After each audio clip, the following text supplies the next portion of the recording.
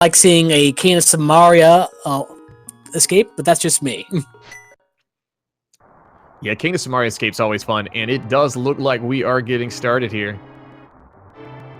That is correct. And inside the first box, we find a green 20 there. That is a replacement for one of the items that have been removed from the sea because it being a hard mode or swordless. Yeah, specifically, that is actually, if you see that 2-0 beside that, that is for the swordless mode. So technically, they just found a sword, but since it's swordless, they've got nothing still. Too bad, money time.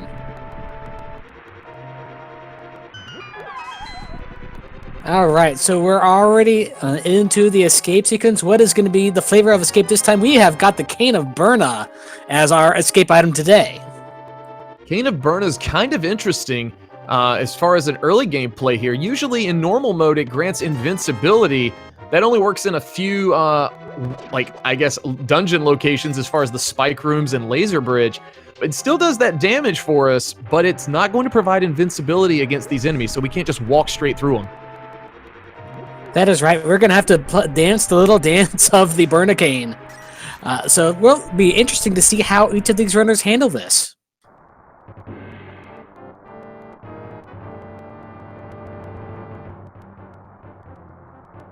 You know, most likely when we get to the end of this part where we're going to get Zelda out of that cell, the runners may make use of the pots. Now, the pots also do Tempered Sword type damage when they hit them, so we'll need 2 pots to destroy that ball and chain guard at the bottom of here.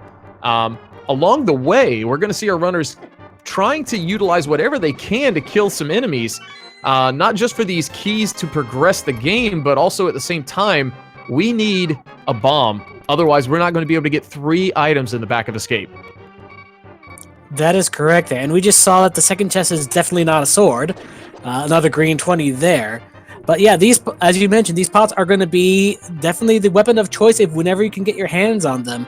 The link reminding the guards in this game that this is a PSA and pot is bad for you. Yeah, no doubt. Now, Mclagging doing a nice job here. Both of our runners did take that early damage, kind of probably some muscle memory maybe from the spring tournament of being able to run through enemies, with this Cane of Burna. But like we said, hard mode, not the case. You're going to take damage when you touch them. It's pretty much, yeah, you got to do your best Aurelian Soul predict impersonation and just stay right out of the orbit. Now, both of our runners have picked up that fighter shield. That's going to be not necessary, but can be convenient, especially if we come across, like I said, that level 2 shield. But now, both runners going to be utilizing these pots here to get that big key off this ball and chain guard. That is correct there. It's the only way to go. Well, you could do it the old-fashioned way there, but it's your best ranged option at this point there, so why not go for it?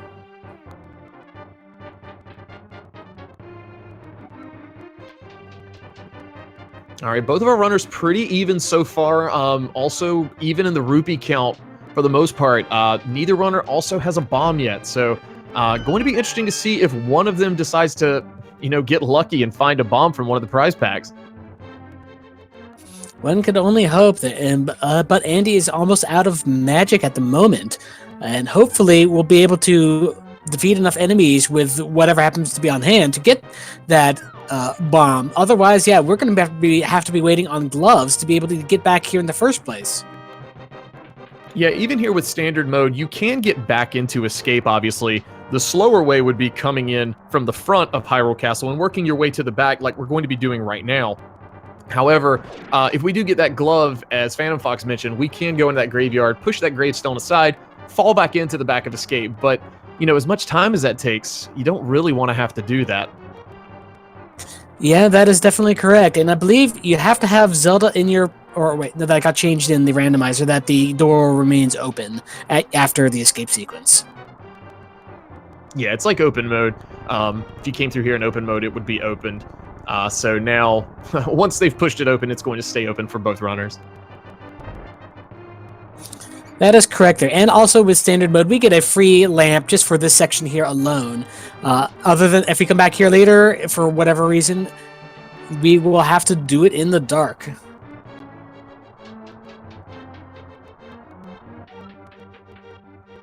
All right, now Andy is fully out of magic here. So let's see. Just a map here in the dark cross chest. And it looks like we have an intentional death for Andy to be able to probably find a way to refill his magic. Yeah, if you take a death there, it sets a checkpoint right where you saw him spawn for this escape sequence, and it gives you a little bit of magic back, kind of a little bit of a safety, you know, in case we have a situation like we did here where Andy was completely out. And now Mclagging picking up a full magic refill here, so trying to take out some more enemies, but no luck yet on that bomb drop, so we're going to have to potentially come back to escape if there's progression here.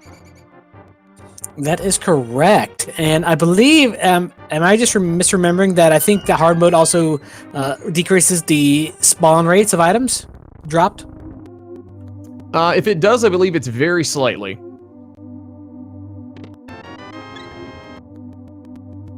All right, we find a full heart in Sanctuary, though it is not the Sanctuary heart. So we are going to be continuing onward through the rest of Escape for Andy, and Mclagging is now into the Overworld proper.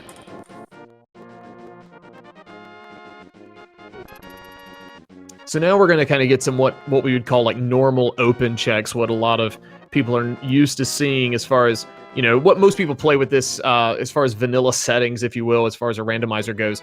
We're going to see the Lost Woods. I about said the Dark Forest. That's not right. The Lost Woods, and then we'll go over into Kakariko Village as well. Yep, that is correct. When you're coming out of Escape here, that's usually the most preferred option. You could save and quit and do the South Shore clear if you really want to, but I've seen a lot of people just prefer this route instead.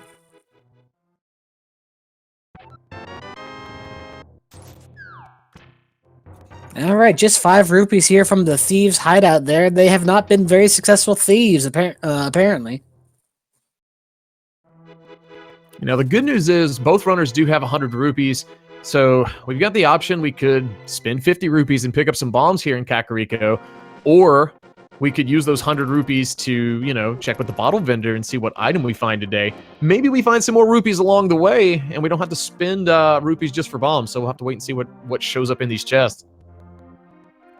That would be preferable, but we'll have to see there. Honestly, I would prefer going... well, the bomb locks more locations than just the bottle vendor does.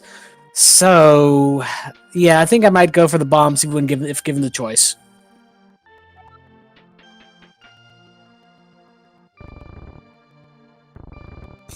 All right, and we've got Mclagging into Blind's hideout there. We've got 20 rupees. We've got the gloves, so we can go back to Escape whenever you want. A bottle for the sick kid, and a piece of heart as well. So, not quite enough money to buy bombs and the bottle vendor's item, but we are definitely a lot more there of the way there than we used to be. Yeah, definitely closer now as far as that rupee count goes. Having the bottle is also nice. That just gives us, you know, the super convenience of routing in the sick kid here and not having to come back to do that later. As we see Andy picking up ether in the back of the tavern. Oh, we got a big 50 from this from the sick kid. So now we've got all the money that we need for all of the equipment that we need here in Kakariko. So that's good. We found the ether medallion on Mclagging's side. We don't know what dungeons require ether, if any of them do at all. All right, Andy giving us our first check of the chicken hut here. And it's just going to be a piece of heart. Now, getting these piece of hearts, a lot of times, you know, there's a ton of them. But since we're in hard mode, there's a lot less. So kind of getting extra life here is going to be a bit of a premium for the runners. Yep, that is correct. The hard mode reduces maximum hearts by 6. 5 full heart containers are removed from the pool, and 4 pieces of heart, so for the total of 6. Oh, and we find the hammer inside of the well. Now, that is the item that we've been looking for. Now, that's going to be our quote-unquote sword for the rest of this scene, most likely. The devs have been so gracious. We're not quite there yet, obviously, but they've made it where Ganon will take damage to the hammer. Basically, as we said earlier, the same as Tempered Sword. So that's what our weapon of choice most likely is going to be this entire seed.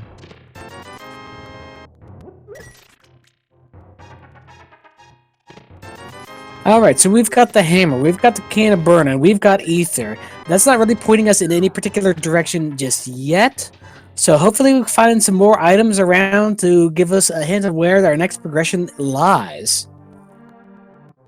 You know, with the glove in hand, I'm very curious to see once we get through these initial Kakariko checks, either both or if any of the runners decide to go ahead, jump back into that backside of escape to see if any progressions back there.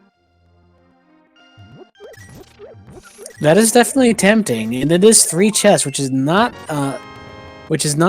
nothing. It's not as big as some of the big caches, but it's something you want to find out. And the bottle vendor just has bombs. Would have been super convenient to get that, you know, before dipping into the shop. Yeah, we would have saved ourselves some money there, but you can't really count on that thing, so I don't blame people for doing what they did. But it's kind of one of those things that's like, gee, couldn't you just give this to me before while I was inside of Escape?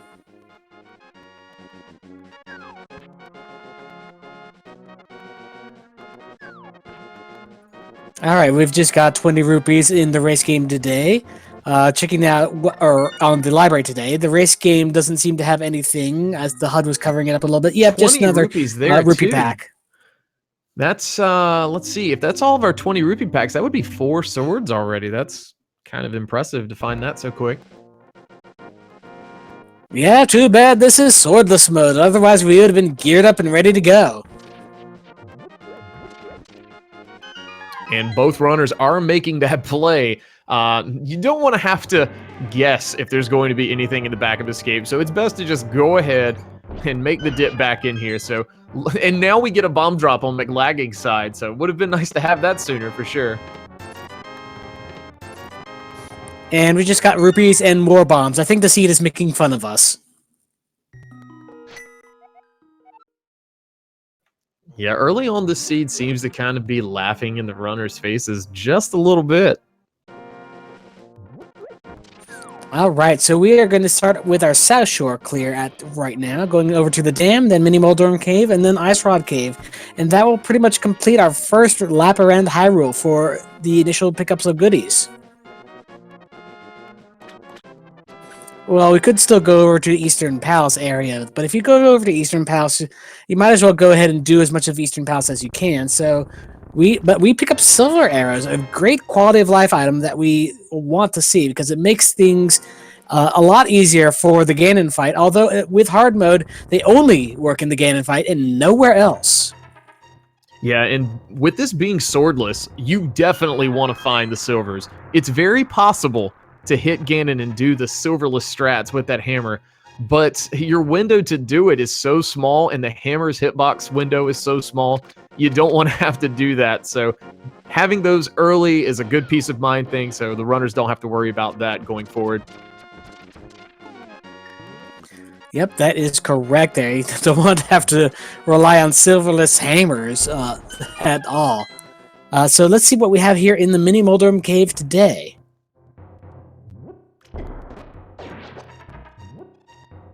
Right, Andy opting to use the hammer here. Very nice job to get those 2 on the left side. Mclagging using the bomb method, which is very nice as well. That other Mini Moldorm does not want to play, and we've got Quake Medallion inside of the Mini Moldorm Cave today, and the Bombos Medallion, so we are fully stocked on medallions right now. You know, we were wondering earlier, potentially, were we going to need Ether to get into Mire or Turtle Rock? Maybe both. Doesn't matter anymore. We've got all 3 of them. We have got the whole collection at our fingertips now. We can make the ground shake, set things on fire, and strike lightning from the sky all in one go. Now, one thing to note, so Bombos Ether, and Quake cannot be used unless there is a pad on the ground. indicating that particular, medallion. Since this is swordless, without that sword, you can't just use it to clear room. Luckily, as we mentioned, some changes here with swordless. If we need bombos to get through Ice Palace, there are those pads in certain floors, in certain rooms of Ice Palace that the devs have so graciously put in to help keep that in logic. That is correct, and nothing yet else in the area. So I'm expecting there are runners going to be heading up towards the Eastern Palace area next. But Mclagging seems to be setting up for a fake flippers, judging by not taking the save and quit option here. Yeah, fake flippering here is a pretty common play. No harm in doing this here. If we get flippers pretty quickly, everything's in logic. Taking a risk here, maybe find something to help his situation out a little quickly. Well, we'll definitely see what we have. Just some arrows on the Lake Hylia Island. We're going to be heading up to Hobo and then to the Zora area for there. Where in the meantime, Andy's now checking out the back of Sasha's closet. Oh, don't mind me. I just have got some money for new clothes in here. And the bow. I saw chat earlier saying the bow was going to be trolly. Guess what? We've got an early bow. So this means we don't have a lamp, but I know most of these runners in this tournament can do dark rooms, so we may see Andy go ahead and just fully clear out Eastern Palace right now. I don't see any reason why not to there. These, as far as dark rooms go, these are fairly easy dark rooms as compared to some of the other ones, such as like Misery Mire dark rooms. Full clear of Eastern Palace is what I'm fully expecting right next. The big thing to pay attention to here, all the enemies are going to be standard as far as going through Eastern Palace. But we get to that boss room, we could see Trinex in there, so we may have to get out of there. We may also see Cold Stare, which without having that Bombos medallion panel on the floor, we can't do anything about that either. So this is Randomizer, but it's standard Randomizer, so it's only that ball shuffle.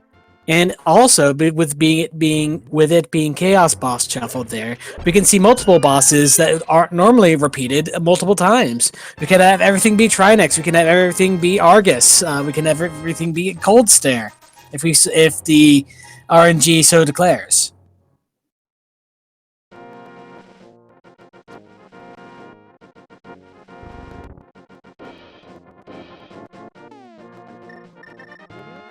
Yeah, a lot of times in an open Randomizer, which this is not, but with open Randomizer, with everything changed, you'll see runners just go ahead and run to the back of Eastern Palace, especially if they have that lamp, just to see what that boss is, maybe be able to clear it, but you still need that bow since this is standard Randomizer in this case.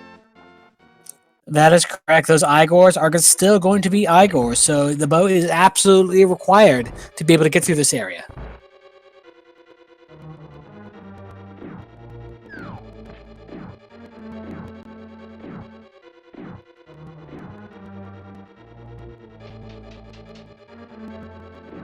All right, just a green single rupee there for Andy as he's progressed a little further than Mclagging at the moment.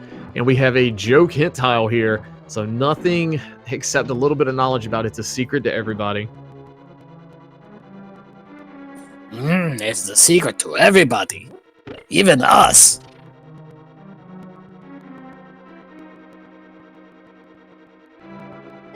So, the Battles Arena for what normally is the Armor Science is fairly small to begin with there. Are there any interesting combinations that you're hoping to see from whatever is in here?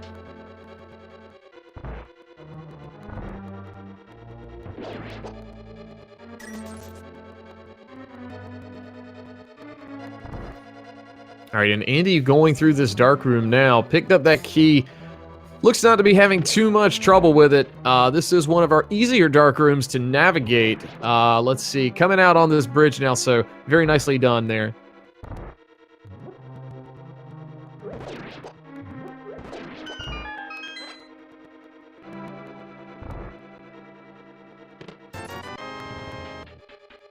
All right, looks like we've got a vanilla big key from the chest there. So we're going to have to be continuing on to the back room and seeing what it lies within.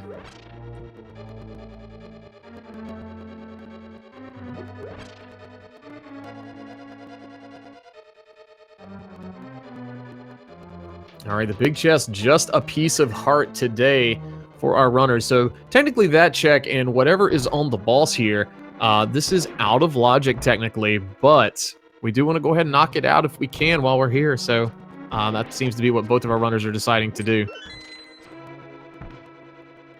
Yeah, when you think of Eastern Palace Dark Rooms, you don't normally think of this one, but it is definitely one of the ones you have to consider. So, we have to find our way through these, what, 1, 2 rooms, something like that? Yeah, it's just this room here. Andy has taken out that Igor, got that key, and looks like he has expended it to go through the door, made his way out of there. Nicely done. That is one of the tougher dark rooms, especially swordless, with those jellies in the floor and the Igors that just like to track you and go straight at you. Yep, that is correct, and without taking very many hits as well. So, good job on that.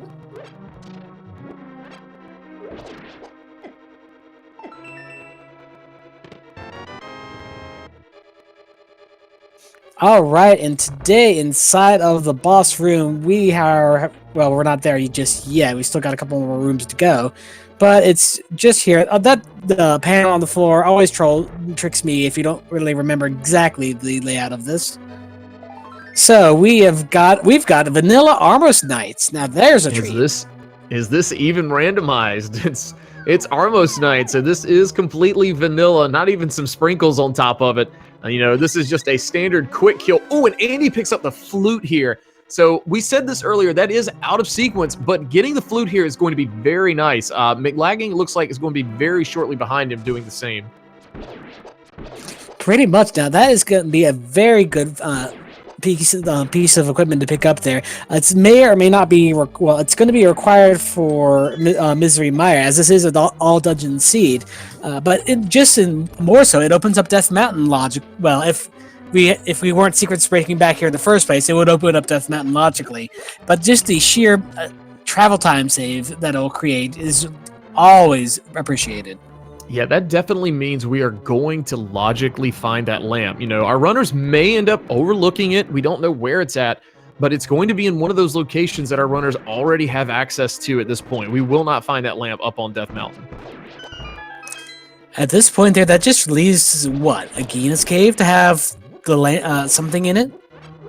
It's very possible, unless we were to get the Moon Pearl, and then we'd have Dark World access as well. So then our options for that lamp really open up quite a bit. Yeah, that's pretty much it. We could also go to Zora. We have not checked out there yet. Mclagging did do that fake flippers earlier, but did not end up checking out Zora or the Waterfall Cave while he was doing so. Yeah, runners will, and by the way, that was a very nice quick kill there from Mclagging. Yeah, runners are not going to want to really take the time to go visit Zora unless it's the last check, especially without that Moon Pearl, since we can't, you know, do the fake, not fake flippering, but the state change where you swim into the cave, yet you walk out of it. The swimming through stone glitch. It's always something interesting. All right, so we've got Andy fluting over to desert and finds a shovel on the desert ledge. Can't pick that up just yet, but it's good to know that it may or may not be something. It's just a fetch quest at the moment, but it is Schrodinger's progression for now. All right, and nothing in Agahnim Cave, just 5 rupees. So we'll have to see where our runners are going to decide to go now. We may go ahead and see a nice peek up to Death Mountain from Andy. Perhaps, but he does have the 500 rupees. He can go straight to Zora, because if we hadn't gone through to the back of Eastern Palace, something is there. We're almost assured of it. Yeah, no doubt. This is pretty much our last check. You know, I don't want to speculate, you know, item chains we could get, but, you know, we could have vanilla flippers here, which could lead us back to that waterfall cave. So, you know, there's still a lot of opportunity for things, but this could probably be our lamp, I would say.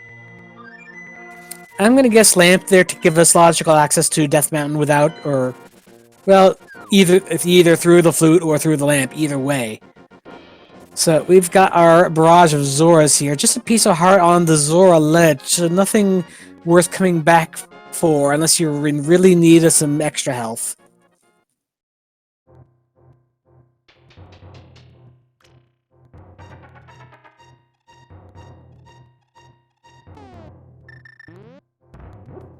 All right, so we've got Andy doggy paddling his way through the shallows into the Zor. What have we got on him today? Let's find out. There's our Moon Pearl.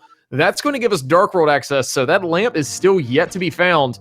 That broadens the horizon as far as to where that lamp could be, too. Yeah, there's plenty of places in the Dark World it could be. Thankfully, all that is locked behind the lamp right now is Flute and anything on Death Mountain as far as the game is concerned. But we definitely have a lot more places to check out. So Andy will probably be doing his Dark Overworld progression right now. We see red crystals on Mire and Turtle Rock, interestingly enough. Yeah, and our pendants are ice for the green pendant, Pod, and Skull Woods. So that means we're just going to have 3 blue crystals here today inside of Light World.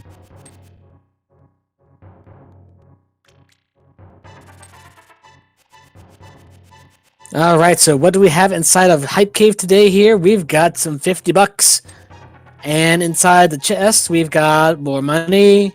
We've got the Book of Medora, interesting. That opens, and the Titan Smiths. That's worth it right there. Yeah, Titan's Mitts in hand. Now we could potentially go peek at, the Mire area. Not really worth it too much. Still out of sequence by doing that. But that does give us an opportunity to open up a few more checks. Now, the question is if we don't find anything else, is that book pointing us to go to Desert Palace next? In my personal opinion, anytime I see that book, even if it's a pendant and I don't need pendants, if I don't really have much else to do, I'm going to go peek inside Desert. It's not that long of a time sink just to go down there. It is a fairly short dungeon, only a handful of rooms and easy to go to. You can even just skip straight to the back if you so desire, but still got those chests to check out. All right, now Andy's going to be giving us a peek of the race game, or I'm sorry, the digging game rather. And Mclagging is visiting up on Death Mountain now, so we're going to get a blind check of what's inside Spectacle Rock. Looks like we've got a heart piece at the digging game today.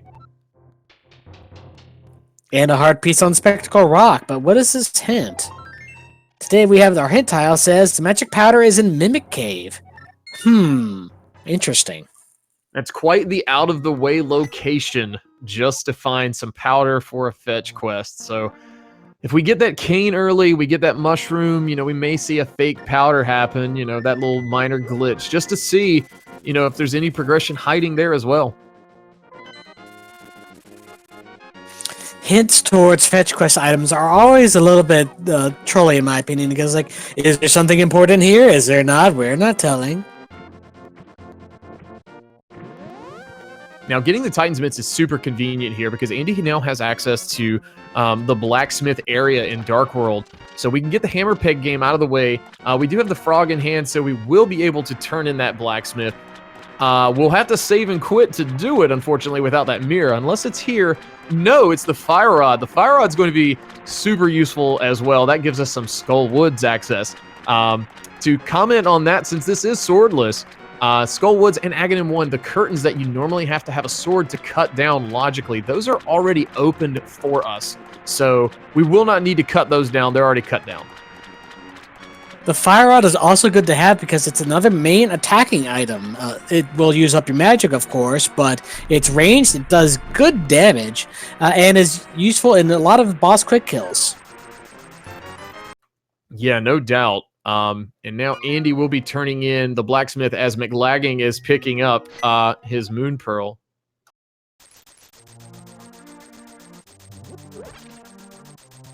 All right, so it looks like Andy has checked out a few more places in terms of just sheer routing, and is a little bit further along, but we've got a lot of rando left to go. So it's anyone's game still just yet. We haven't even gone to any of read the rest of the dungeons. Now, one convenience of having the Titan's Mitts, another convenience rather, I should say, that nice dark rock there, we can pick that up and go straight through here. We don't have to worry about walking all the way around into Lost Woods through the the long trail there, we can just come straight up and come straight back down into the Village of Outcasts. So I'm entirely expecting after we do this Village of Outcasts clear that we're going to be seeing either Thieves Town or Skull Woods, or probably both if you ask me. Yeah, most likely, especially since we're not guaranteed to get a lot of extra life. We're not guaranteed really to find a blue male today, but, I expect Andy to make that Skullwoods play. I know he is very good at doing that Maltula fight with very low health, so we'll have to see which route both of these guys are going to want to take and how early they're going to want to go into Skullwoods.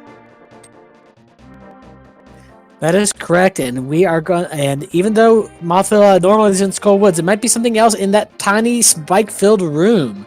So it would be quite interesting to see what boss we find back there today.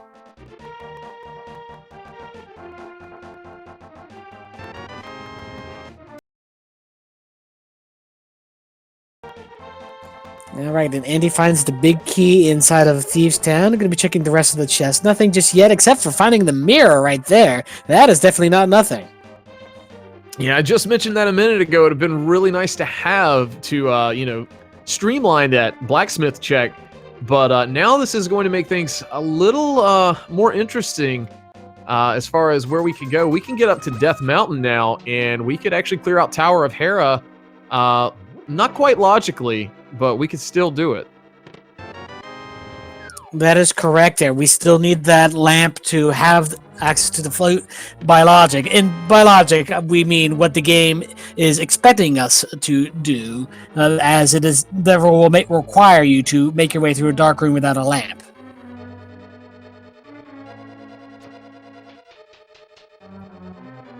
All right, Mclagging making the play now over into the Village of Outcasts and Thieves Town area, so he's not too far behind as far as the items that Andy already has in his arsenal. Okay, looks like Andy decides to check out what the rest of Thieves Town holds rather than taking a peek at the boss room just yet. May not be able to clear it, so might as well loot the place while we're at it. Yeah, since we do have Hammer, that definitely guarantees if we find that small key, we can get to that big chest down there. So, not a bad play here, especially this early on, to just go ahead and full clear this place out.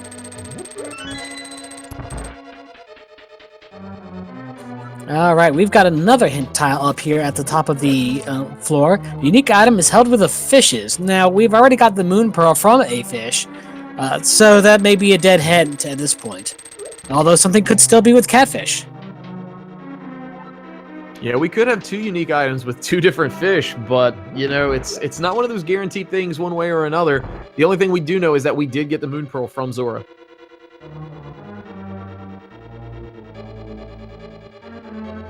So yeah, in terms of being a useful hint, it's a bit of a letdown right now, but it's could be something.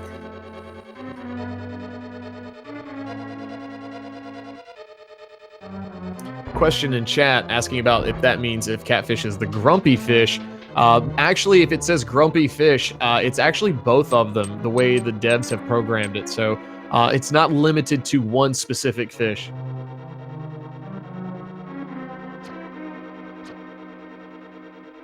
Yeah, fish just tend to be grumpy whenever they have to come out of the water to deal with you. It's just the way that these guys are. I think that would make me kind of grumpy too. So, it all works out. And Mclagging finds the blue male inside of the C-shaped house. That is definitely interesting. Because that is going to be our only male for the seed. Well, both locations will still be present, if I'm not mistaken. But you can't get above blue male in hard mode. That's correct. And Andy did pick up that small key in that blind cell. So let's see if this is actually going to be worthwhile. If not, Mclagging could potentially, just a big 20 there. So Mclagging, if he decides to go straight to the boss and then right off the rest of Thieves Town, could make up a little bit of time here. That is correct, although orphaning one chest behind in the back of a whole dungeon always weighs on my mind whenever that happens. Yeah, no doubt. I know these runners, They take calculated risks, somewhat calculated risks. And it looks like we've actually got a vanilla blind fight today as well. We just didn't have to escort the maiden back here. So everyone, say it with me. Is this even randomized?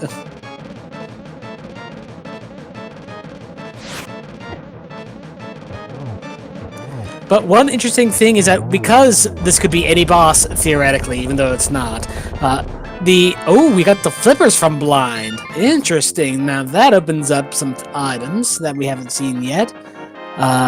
Mainly what's inside the waterfall cave right now, though we do have full access to the swamp now, too. Yeah, having that full access to swamp is great. There's a lot of items there, but without that hookshot, do you want to try and make that 9,000 IQ play and assume that you're going to find that hookshot inside Swamp Palace, or do you want to wait and go after you have the hookshot? Yeah, we still have a lot of the Dark World to check out. Then we've got this purple chest that Andy is escorting right now. And we've got the mirror to make it even easier to get back there as well. Andy probably going to be routing in K45 here.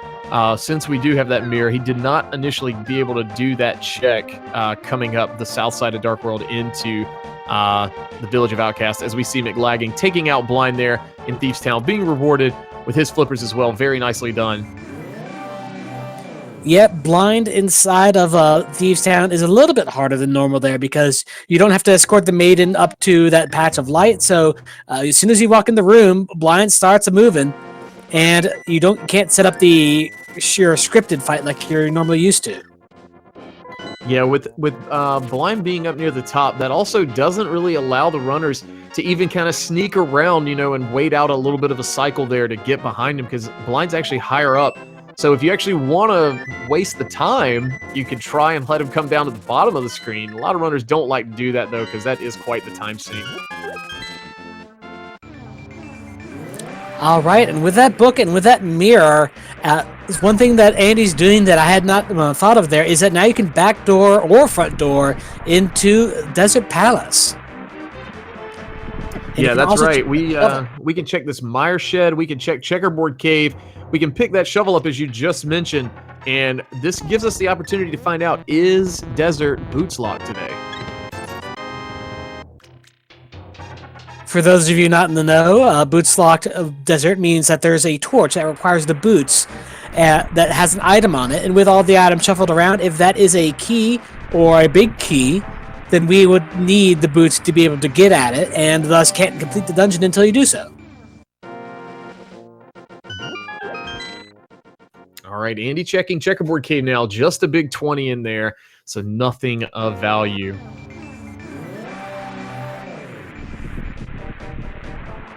Right, so we track back along the shore of the swamp through all this nice rainy weather, and we go into Desert Palace.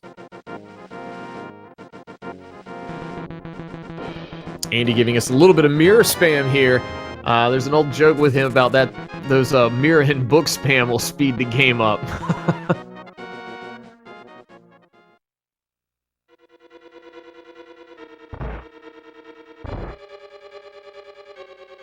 All right, so Andy's made it all the way to Desert Palace, his third dungeon, whereas Mclagging is already through, or only halfway through Thieves Town.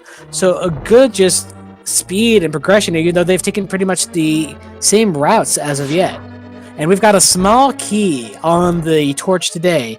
So if we don't find that big key in this chest upcoming here, we are out of luck in terms of finishing this dungeon. And there's a compass. So as we just said, we are not going to be able to finish this dungeon right now. Andy going to mirror to the entrance here, get out of here, and flute away. Probably going to be checking Death Mountain, I would assume. No, proving me wrong. We're going to Link's house, so probably going to go turn in that shovel or dig up what the shovel has for us. Ooh, we got some gold knights to progress. That's just the graphical glitch. But yeah, we're going over to the shovel. We've been flying out of the desert on a bird with no name. Good to be out of the sun.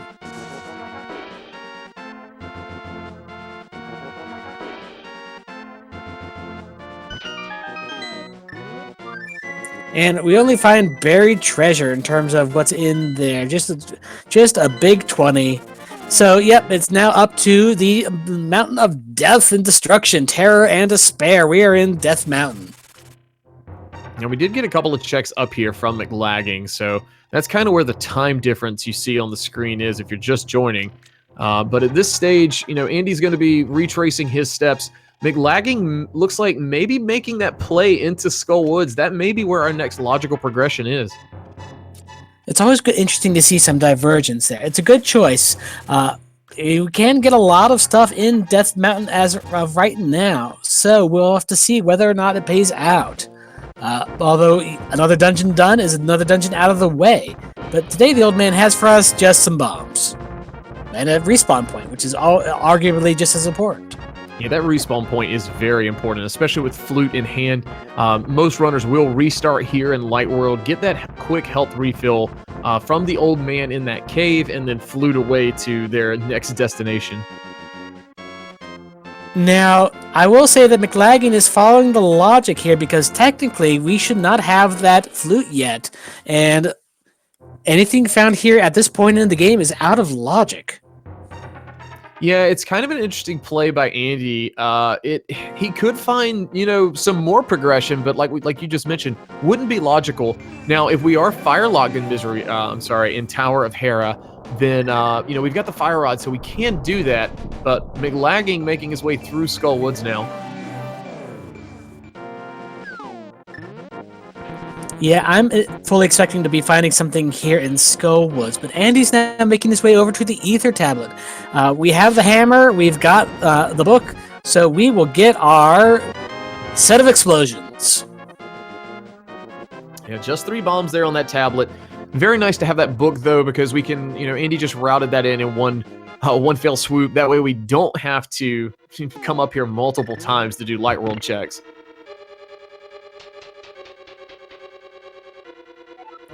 Definitely good to have. So we've got a heart inside here.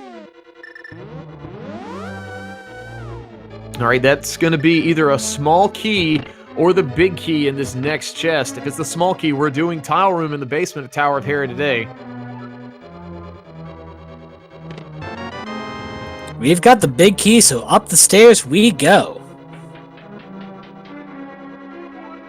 It's kind of a pick your poison deal, when you find the big key. Did you want to find the small key to guarantee that you and your opponent both have to do that basement and both commit to that time sink? Or do you want to be the one who decides, I'm not going to check the basement if it does open up for us, and then your opponent may do it as well or may not do it? That could be a game changer. And we've got Argus inside of inside of Skull Woods. So that is a boss we cannot defeat yet without the hook shot. So Skull Woods is blocked off from us in terms of beating the boss, but we can still get a few more chests in here. All right, and Andy's checking that hint there. Very conveniently placed hint. We were talking about that potential gamble of the Hera basement, but just finding out a heart container's down there, and looks like we've got Moldorm with quite a few eyes today as Andy takes a fall there, probably from the shock of the eyes. Octodorm. All right, Mclagging giving us a PED check now with the book. So PED is officially dead. I am sorry, chat. We are not going to be seeing PED today, at least on Mclagging's side. Just a piece of heart there. Yeah, nothing interesting from there, but it's a good thing to see nonetheless. Now, one thing with Randomizer is that not only do you get the Chaos Boss Shuffle there, but any Moldorms that you find will have a randomized number of eyes from 1 to 8. So, yeah, we've got Octodorm today. I'm always a little creeped out by the multi-eyed Moldorm there. It's kind of some nightmare fuel. I see you and your future. You will be falling to your death. I apologize for that in advance. All right, so we've got Mclagging going to be checking out the big chest here in Skull Woods. He got the key from the back, but we've got some other chests to check first here. and then we'll make our way back there a little bit later.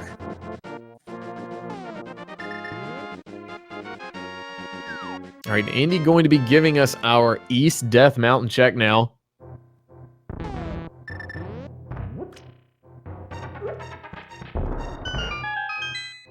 Yeah, utilizing that mirror to make that block disappear.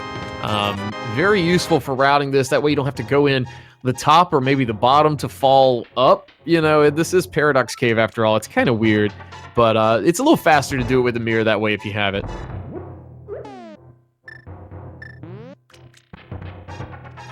Yep, definitely so. But we've gotten into the cache of treasure here. So, although this is a little mini Moldorm is giving us a little bit of trouble.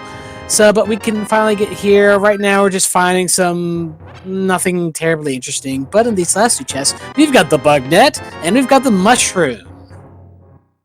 That mushroom's an interesting find. Now, we are still out of logic on Andy's side by finding that.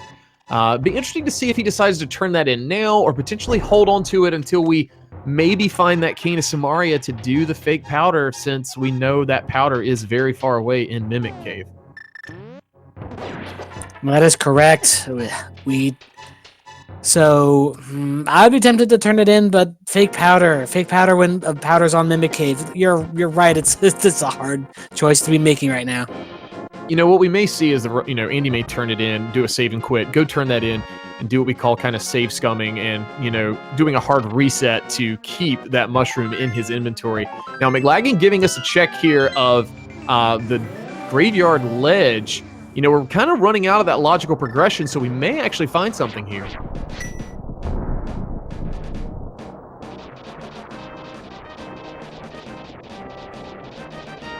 Well, only 5 rupees today, but we still have a few more mirror spots to check, if I'm not mistaken. We still haven't checked out Bombo's tablet yet, for one. A single arrow is held with someone friendly. Well, someone friendly is quite a few different locations, and that single arrow is also considered a unique item. If you see that a unique item is held with someone friendly, could be a double hint there.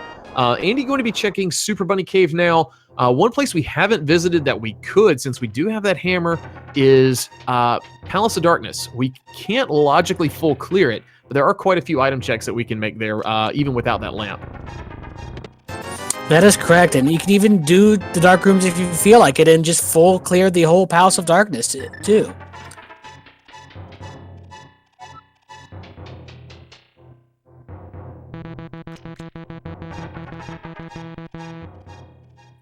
Now, one question I have there is that I do know that certain NPCs are named, but if a item is referred to as on someone friendly there, does that preclude it being on a named NPC, like with the fishes or with the village elder or something like that?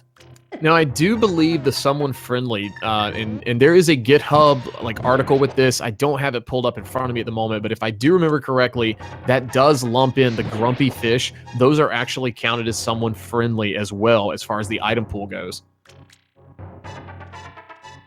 Interesting. So it could still be with Magic Bat, and it could still be with Sasha, or also with Catfish. We've still got plenty of options left to us if we were looking for that single arrow, or trying to logically exclude a certain check. But we get the ice rod from the Spiral Cave. So now we are fully equipped to take down any roving Trinexes we may run across. Yeah, still out of logic, but very nice to have. The fact that we did find it does probably mean that you can assume we will see maybe at least one Trinex in this seed somewhere. If we find 3 Trinexes, does that make a Trinex? I believe so. It actually would.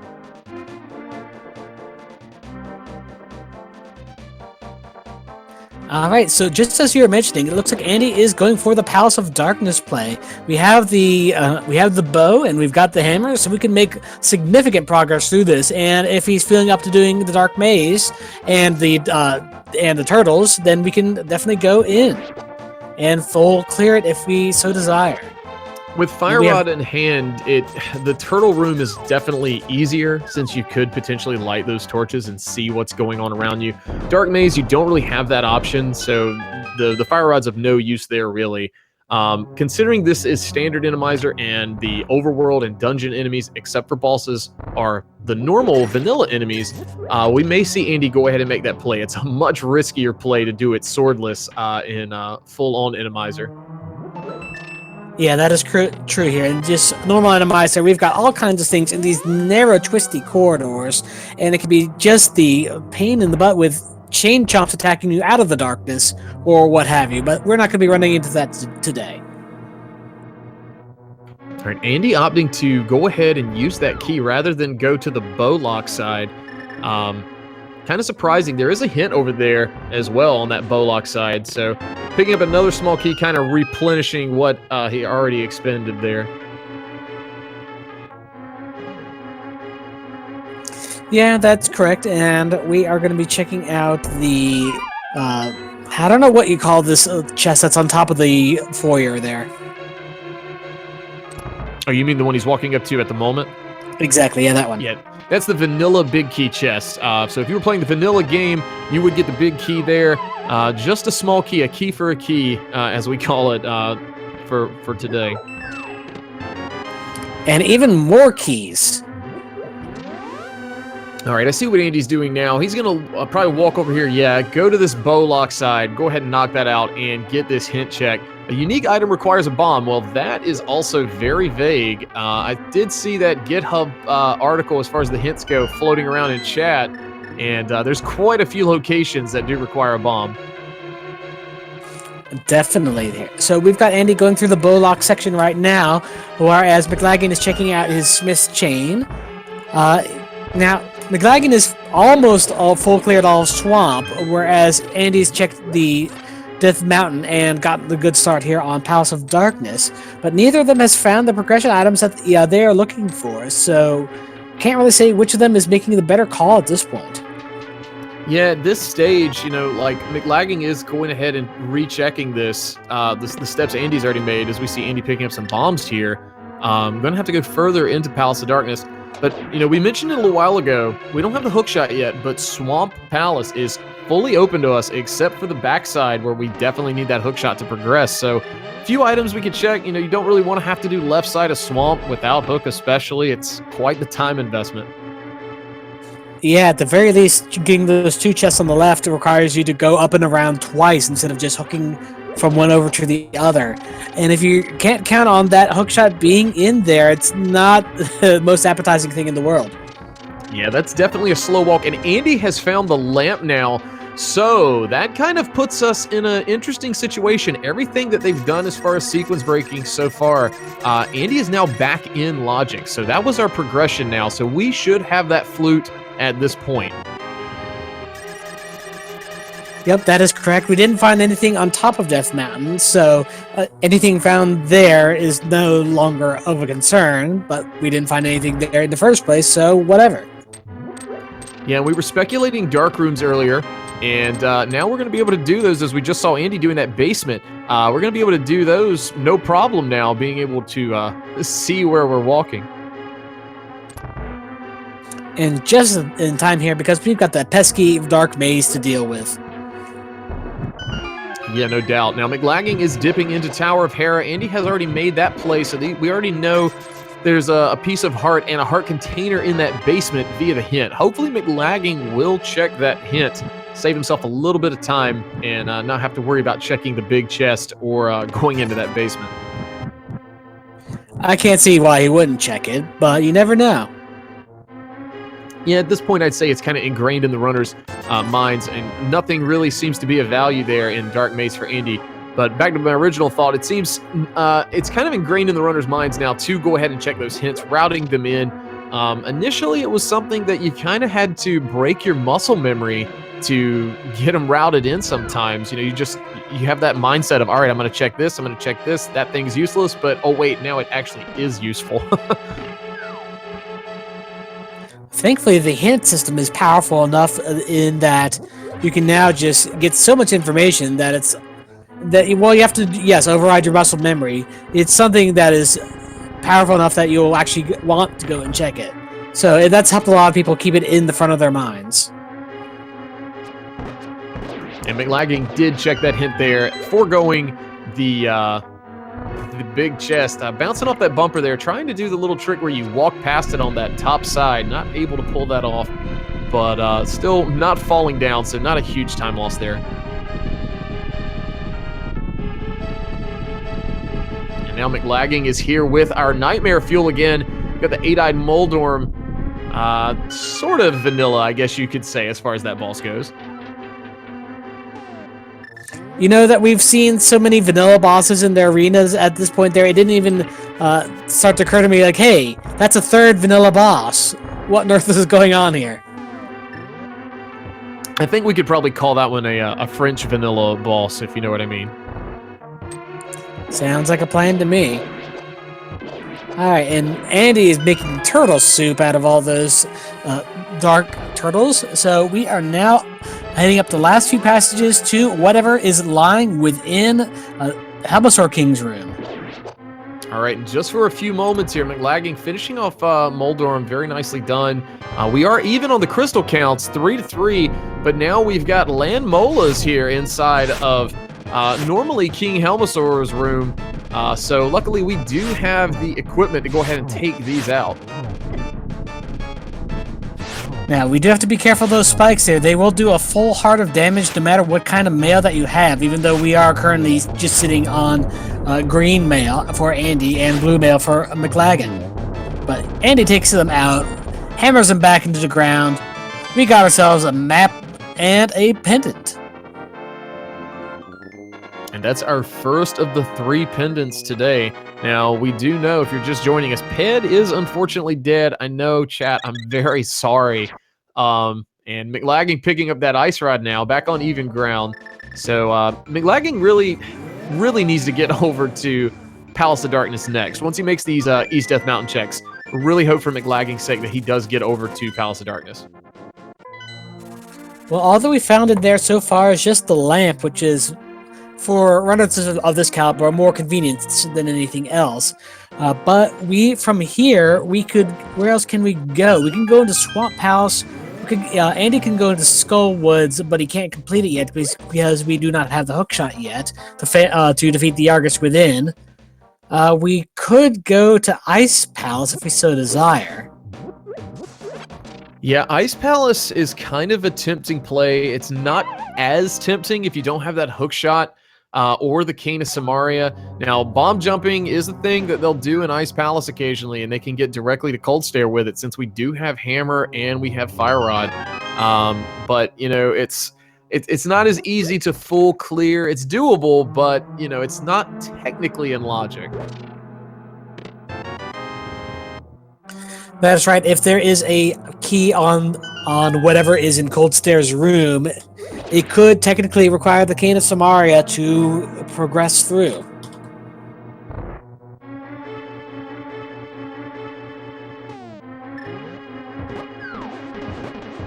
All right, Mclagging making his way up the dark East Death Mountain now.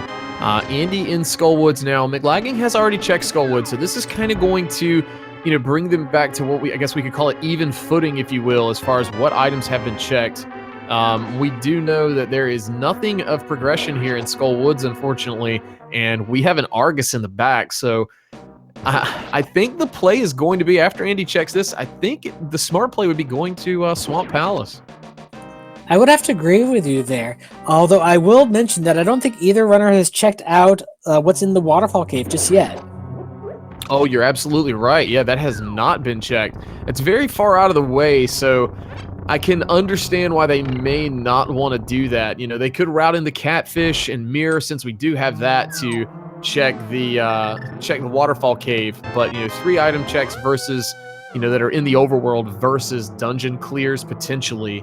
I can see why they'd want to route in these dungeons first. That is right, and Swamp Palace itself is fairly loaded in terms of items. There are a total of 6 items in Swamp Palace, although several of those are in the back, where we can't get to yet.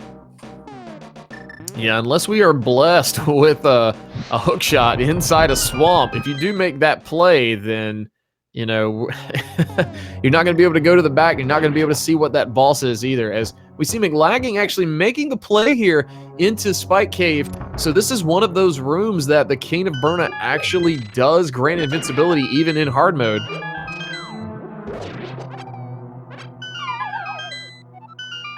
Yep, one of the few. I mean, it is logically required to get through here, either that or the cape. So I didn't get to see what was on that chest, though. Yeah, unfortunately, we had a little bit of lag there, so not able to see what that was. Maybe we'll be able to check that out shortly. Hopefully, it wasn't anything of progression as far as you know, being able to track it and keep up with it. Doesn't appear to be so, but you never know. One thing that comes to mind there is that going back to the whole waterfall cave catfish discussion is that we could route in the mushroom turn-in as well if you want. We do have that mushroom. We haven't looked at what's behind it yet, and it is in the general vicinity, so it might not be a bad play. I think Mclagging might be interested in that as well. Yeah, I think this is a great play to go ahead and route it in. Just a bottle today, so got a bee in it as well. We could use that if we absolutely needed to, but yeah, very smart play to just go ahead and give it a shot and see what we could find there while going through this area.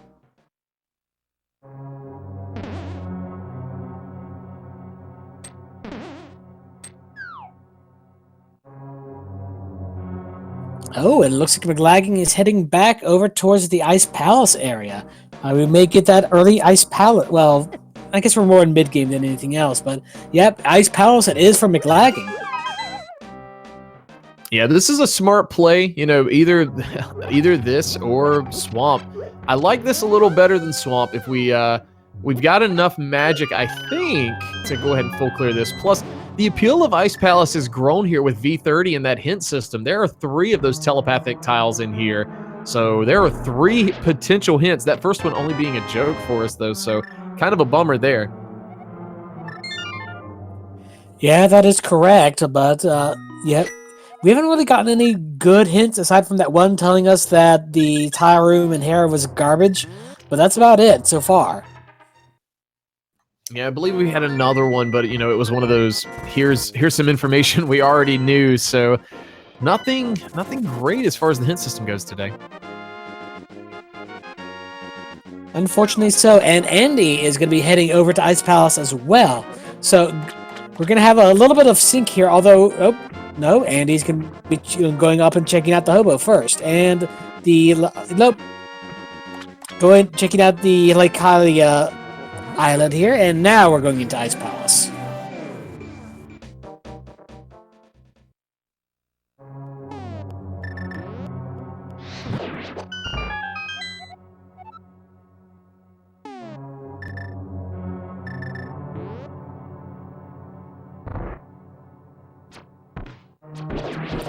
All right, so in terms of progression, we still have the King of Samaria to go, we have the hookshot to go, and the boots, because Desert is boots locked today.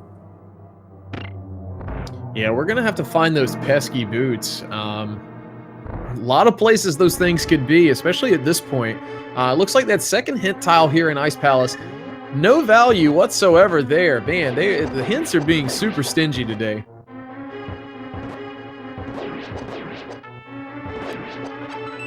Pretty much. And we've got the compass from Andy inside of Ice Palace there. Mclagging's already to the conveyor room. Has the key. Going to be moving up towards the bomb jump right now. And a lot of runners use the sword to line up this bomb jump, so this is going to be a little different unless you know exactly that foot placement. I believe Mclagging's got a good setup there. Yeah, that was an absolutely perfect and fast setup there. Very nicely done.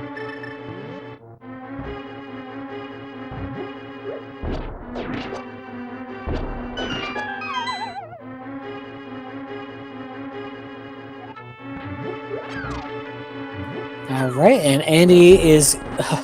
Every time I see that Stalfos Knight takedown there, just with a 2-for-1 bomb shot. It always makes you smile. Yeah, that's one of those tricks that, the first time you do it, it makes you feel really good. There's a couple of those rooms also in Ganon's Tower where you use the Canis and Mario to just completely annihilate all the enemies in the room, as long as they're vanilla enemies.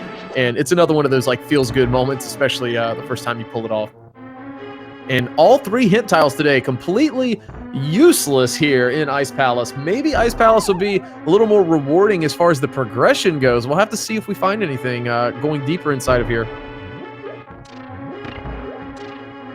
Now, thankfully, this is an all-dungeon seed, so no matter what we find or do not find in here, a dungeon cleared is a dungeon cleared. It's just a question of would you have been able to go mode it if you made the right choices or not.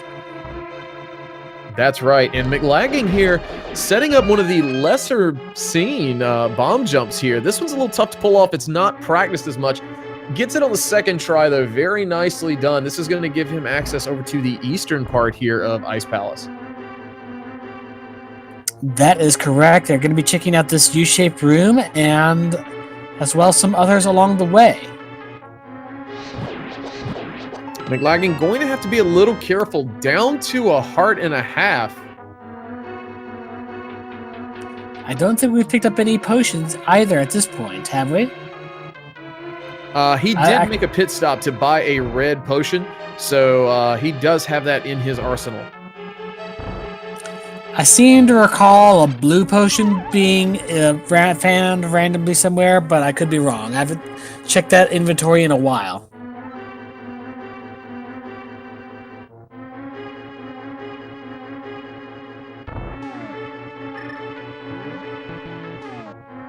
Andy being reminded that you can't use the Bombos medallion here. We are in swordless mode.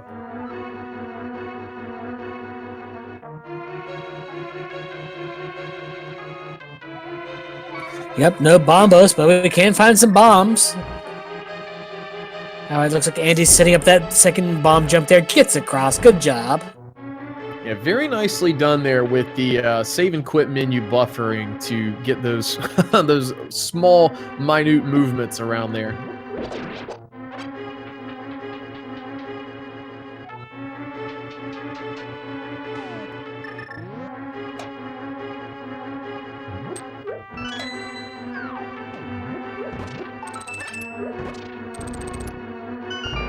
All right, Mclagging making his way into the iced tea room, and looks like it is just that fire shield, or the level 2 shield. That's going to be our max shield of the day. So no progression really, at least as far as we can see. Have we seen both dungeon items yet? We could still find something on Cold Stare if we haven't found both, if we found all of those yet. Yeah, we've seen 2 of them now. That shield, the blue rupee that Andy just picked up. So there is a third one out there, unless we have missed that. Oh, and Andy's getting that now, which means Mclagging already has it, the bombs. So now we are pretty much cleared out here. As far as dungeons go, that just leaves Swamp. So do you want to go to Swamp, or do you want to go to Waterfall Fairy?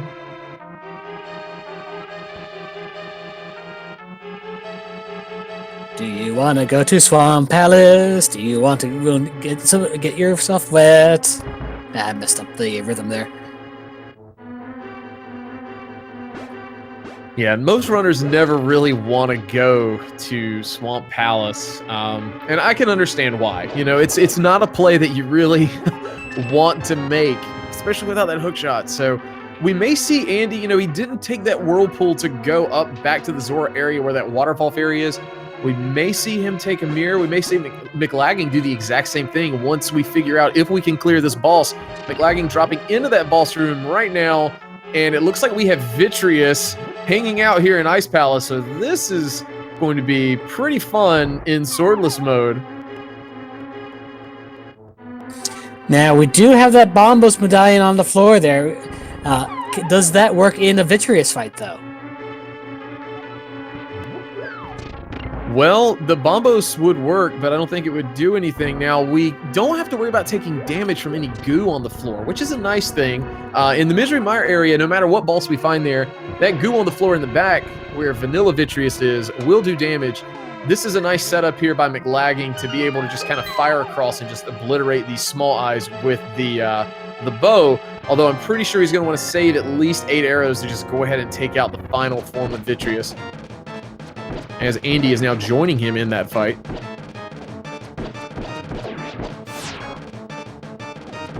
Yep, that is right. We've got lime green Vitreous fights on both screens right now. Zombie Eye Vitreous, what would you call this? I think I'd call this the Clear Eyes Vitreous. A little bit of red tint in there. Need some clear eyes to get those eyes fixed up. But Mclagging doing a nice job there, finishing off that Vitreous fight, being rewarded with that green pendant. So now Sahasrahla is in play, and I'm going to assume here that Andy is going to follow suit, as long as we don't actually hug Vitreous here. But he's a giant eyeball. Who wouldn't want to hug a giant eyeball? I think the texture of it might be a little weird. As we see Andy finishing off Vitreous, very nicely done.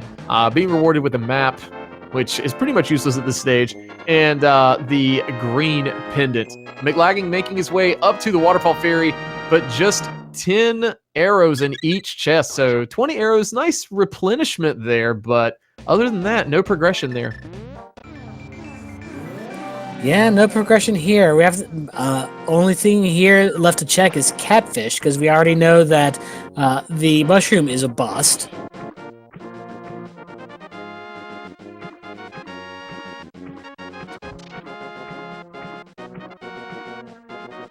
Right now, Andy going to be making the check on the hobo underneath the bridge. We know that this is nothing of progression as well. Mclagging choosing to go ahead and make that Palace of Darkness play. Now that is going to potentially give him his lamp, and then he'll be able to easily get to the back. We know Landmola is there, so we'll be able to figure out. I think we're gonna have to go to Swamp today. It's beginning to look like that. There, we don't have any Cane to Samaria to get into Turtle Rock, and we don't have any boots or hookshot to get in, get past the front door of Misery Mire. So if you're looking for a dungeon to clear, it's Swamp Palace or nothing. Yeah, and I'm not gonna say we're gonna find, the hookshot there. Finding it would be fantastic, but we could get some other form of progression, and when you do that. I take that back. I guess we could find the cane, but we're really just looking for that Cane of Samaria and that hookshot to be in full-on go mode. Oh, well, we need boots as well, don't we? Yep, we need boots for desert. That is correct. We haven't checked out Bumper Cave yet, unless someone snuck by there while I wasn't looking.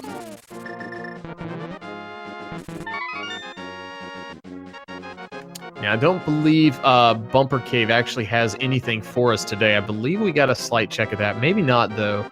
I don't quite recall it. But Andy is now going to be picking up another bottle here, potentially. Oh, no. Going to be doing a reset there to save scum that mushroom. So now he's going to have that mushroom in his inventory. If we get the cane and we're not in go mode, he'll be able to potentially do that, that fake powder glitch that we talked about earlier. Yep, that is correct. I believe, remind me if I'm wrong there, but yeah, you need to use the cane specifically to empty your magic meter into tricking the game that the mushroom is actually the powder. Is that correct? Yeah, it's kind of a weird scenario. You just drain the magic, and as soon as you press Y with the cane, it kind of makes the noise where it's saying, "Hey, you can't use this." But if you pause directly after that, switch over to the mushroom and press Y as you unpause. You just decide to throw some powder. It's like you maybe ground up a little bit of that mushroom and made some powder yourself. As we see Andy turning in that green pendant and only getting a piece of heart. So now, I believe Andy's going to be fluting to 4 and making this last play into Swamp Palace without the hookshot. It's starting to look like that there. Now, we do have that hint that the single arrow is held by someone friendly. I think we're almost out of NPCs to talk to, so that might eliminate Catfish if I'm not... No, we still have Magic Bat. So either Magic Bat or Catfish have that single arrow, and still, as soon as we visit one, we'll know what the other one has. In all honesty, at this stage, you either have Catfish or you have swamp. Now, Andy, oh, okay, I see what Andy's doing now. We're going to go get a check of the Bombos tablet, which I am fully all for. I keep forgetting that's in logic at this point. Bombos tablet is just so far out of the way. Yeah, usually you want to wrap this in when you're going to desert, but we've already been there before at that time, so nothing. It's kind of hard to fit in, but we just get a bottle of blue goo and some roast buzzard. Well, the blue goo will be pretty useful. We're still sitting at what looks to be about 9 hearts on Andy's side, and I believe we're pretty even as far as Mclagging's health as well. Andy's still sitting at green mail, so, you know, health is coming at a premium for him at the moment. Pretty much. I mean, this is hard mode. We are limited to 14 hearts maximum. So, and most of those are full heart containers. So the majority of your hearts are going to be acquired through pieces of heart. And as everyone knows, that is 4 of those to create a full heart container. So gathering life will be a slow but steady process. All right, Mclagging making use of that torch. Don't know if he picked up the lamp. No, he didn't before coming down here. Probably going to feel a little silly when he gets back up here and picks up that lamp in that chest. It's okay. You know that room you just did? Would have been easier if you had this. Glad you picked that up, aren't you? So look what I found moment.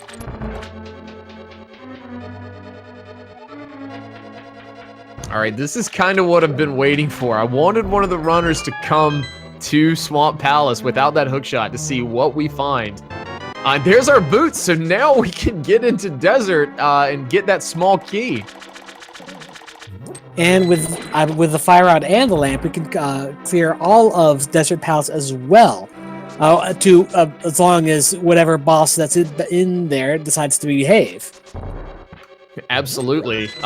I don't blame Andy one bit for not wanting to mirror out of here and go directly to desert. It takes so long to get the entrance of swamp opened up.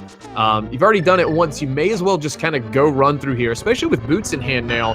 Just kind of run through and see what we can find. It brings us to the question, who exactly is reflooding the dam every time that you do this?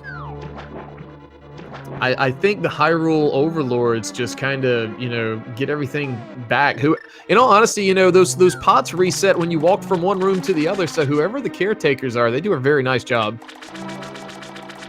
That is correct. There must be the secret skull and pottery guild that's behind the entire dungeon scenario.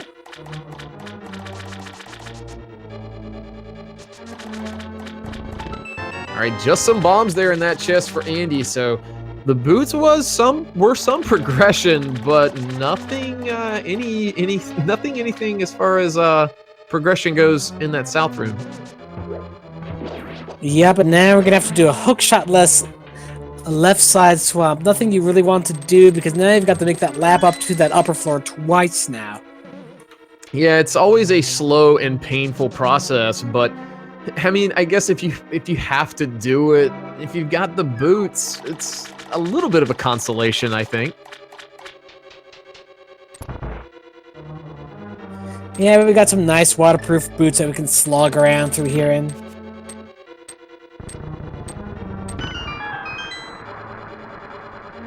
All right, Mclagging making his way to the back of Palace of Darkness now. Has full cleared this dungeon out, and the only progression really found was that lamp. So we'll encounter land molas once we get through this turtle room and up the little bit of a hallway, if you will. Yep, gonna be heading up through that a walkway, atrium, whatever you want to call this, lead up to.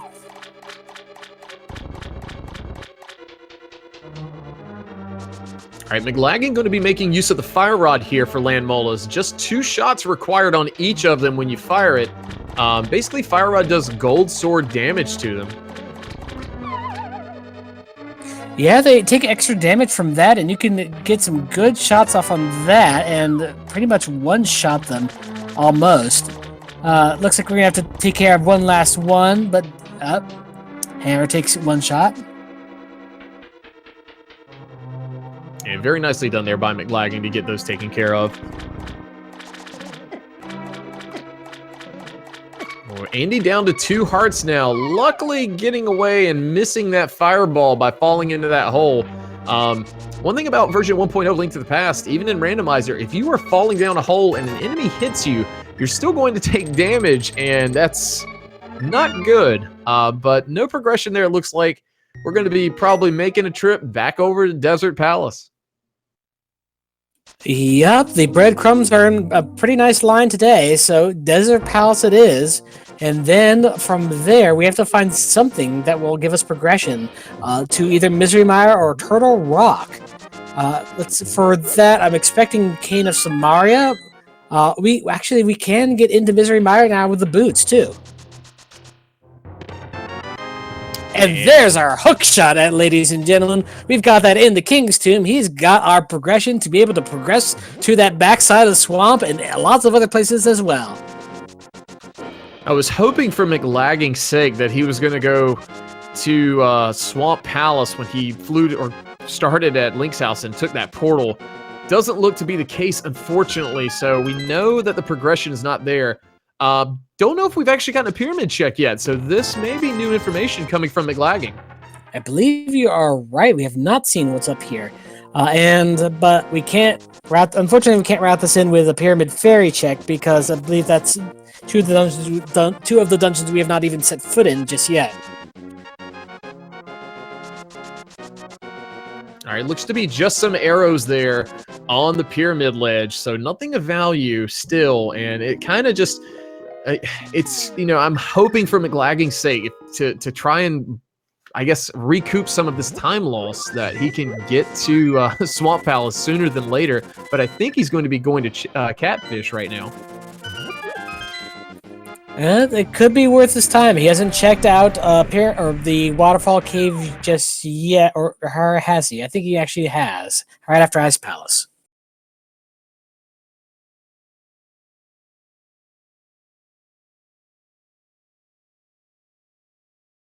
All right, Andy making his way into the mire area as Mclagging making his way up to the Catfish. We'll see if we get that single arrow, if this is our someone friendly. To wait and see what we find, though.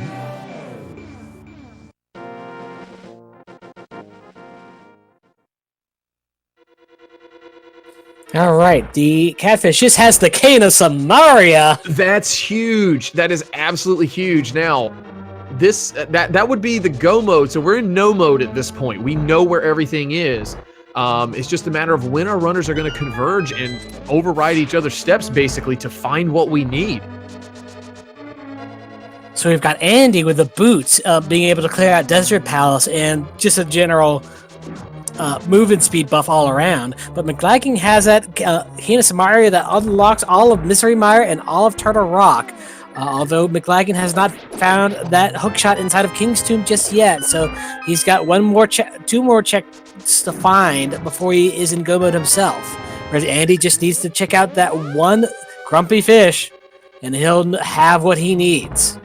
I kind of hope for Mclagging's sake that, I want to say that, Andy could last location this Cane of Samaria, but there's really not that much left. We've full cleared as much as we possibly could before even going into Swamp. We thought that was the one play to make, but apparently it wasn't, since we did find that cane. So now, Mclagging looks like he is making his way to Turtle Rock, but we know there's not going to be a hook or boots there. That is right. No hook, no boots. We know that we're going to have a magic powder and Mimic Cave if you want to check magic bat, but there's nothing you need there. We are in full no mode. There is nothing of value inside that Mr. Bat's pockets. Yeah, if I'm Mclagging, honestly, I'm very tempted by that magic powder. I've already turned in the mushroom, and I didn't think to potentially reset there because of the way he routed it in. So now if he's worried something is on Magic Bat, he's definitely going to have to get that powder. At least in his mind.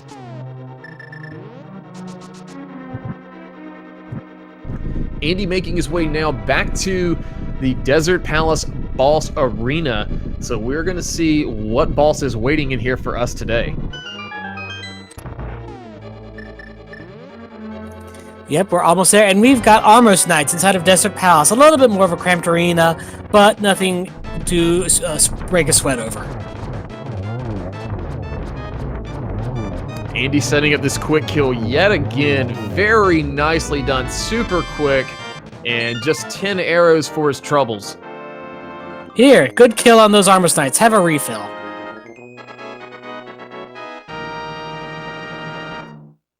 So for Mclagging's sake, we may see Andy dip inside of Misery Mire without that cane. Maybe not. No, proving me wrong. Going to be fluting away here. So Andy may go ahead and take out the Argus that we did find up in Skull Woods.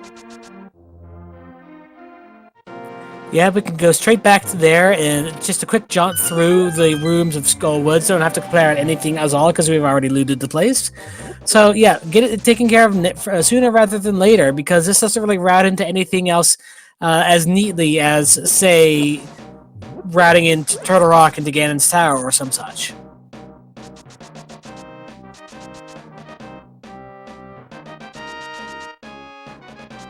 Now, Mclagging did find that big key already, so it's going to be a little bit of a time sink on Mclagging's side compared to when Andy is going to be coming up to TR, mainly because Mclagging's still looking for some items, so we may see Mclagging make the play to that lava island, as we call it, the vanilla big key chest of Turtle Rock, whereas, Andy will be in full go mode at that point, so we may just see him, snatch that key and just start heading to the back.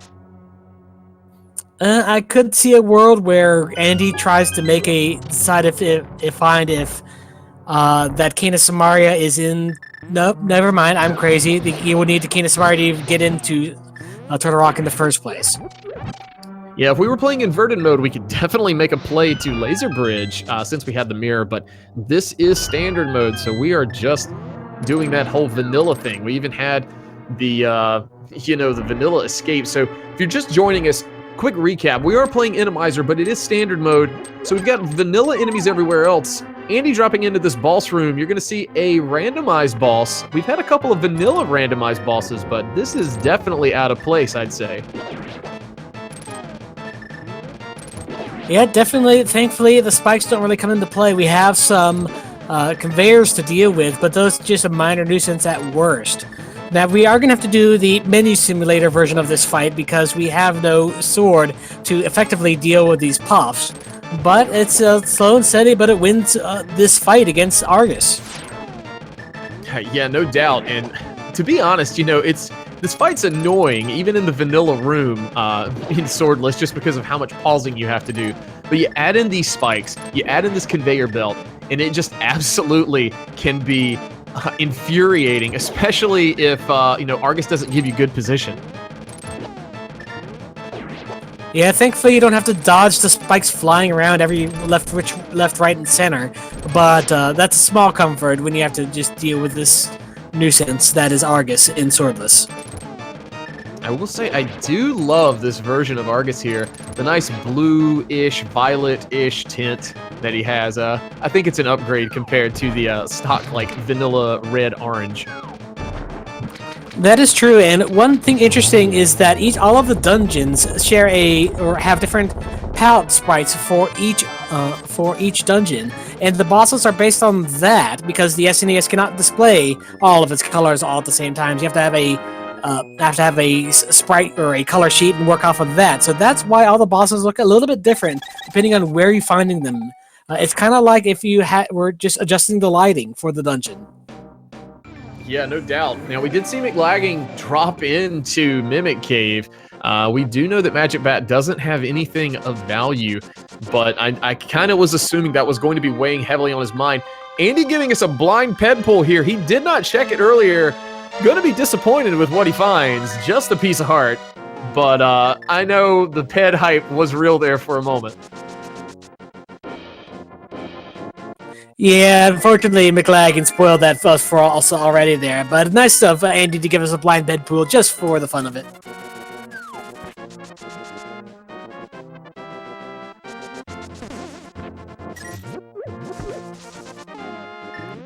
Now, Mclagging, making his way through TR, does have the opportunity to completely clear this out. Now, the only thing that would cause him to not be able to clear it would be if we found an Argus back here.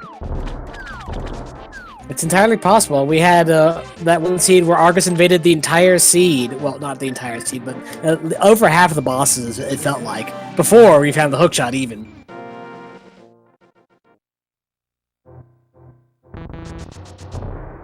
Yeah, I can't say I blame Andy for this play either. Going back into Swamp now with hook in hand to see if we can find that cane back here. Now, we do know that it is with Catfish, and I believe Andy has checked absolutely everything in that area except Catfish, so it could be a little bit of time before Andy actually goes back up there to check it. Now, let's see. Mclagging has 5 dungeons completed, where Andy has a whopping 7 taken care of. So, you would have to have 2 dungeons worth of wandering around before Mclagging would be able to catch up to him in this case. Yeah, I hate to say it, I don't want to call it too soon. Doesn't look too good for Mclagging just based on the dungeon counts. There's very limited amount of things Andy has left to check. Just the routing has been very good on his side today. Mclagging's had very nice routing as well. It's just he got thrown kind of off the trail by finding that Cane of Samaria before Andy did. Looks like it, but I mean, a dungeon clear is a dungeon clear, but we'll see how many dungeons Andy will be able to go mode. And we've got a vanilla Trinex as well inside of Turtle Rock. That makes 4 vanilla bosses for us today. It's quite a few vanilla bosses. Yeah, it's kind of odd to see this, honestly, but I mean, still in Swordless, it doesn't matter if it's vanilla or not. It's always a lot harder when you're dealing with Swordless, and especially in hard mode.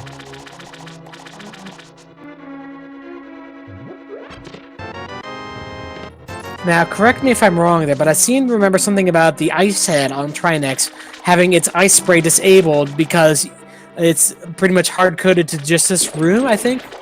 That's correct, and I'm not sure why it's not working in this room, so it may just be fully disabled with Randomizer. I thought it was just disabled due to not being able to work in the other rooms. I honestly have never seen a vanilla Trinex in the Trinex room until now. So now we, more of a today I learned for me at this point that you're never going to see ice on the floor in Randomizer with Trinex. And honestly, I'm kind of okay with that. I say never, but who knows? The devs may find a way at some point. As we see Andy making it to the back of Swamp, and we've got another Vitreous here for us. So first we had lime green Vitreous, now we have code red Vitreous. Vitreous is secretly sponsored by Mountain Dew, the enemies behind the evil the entire time.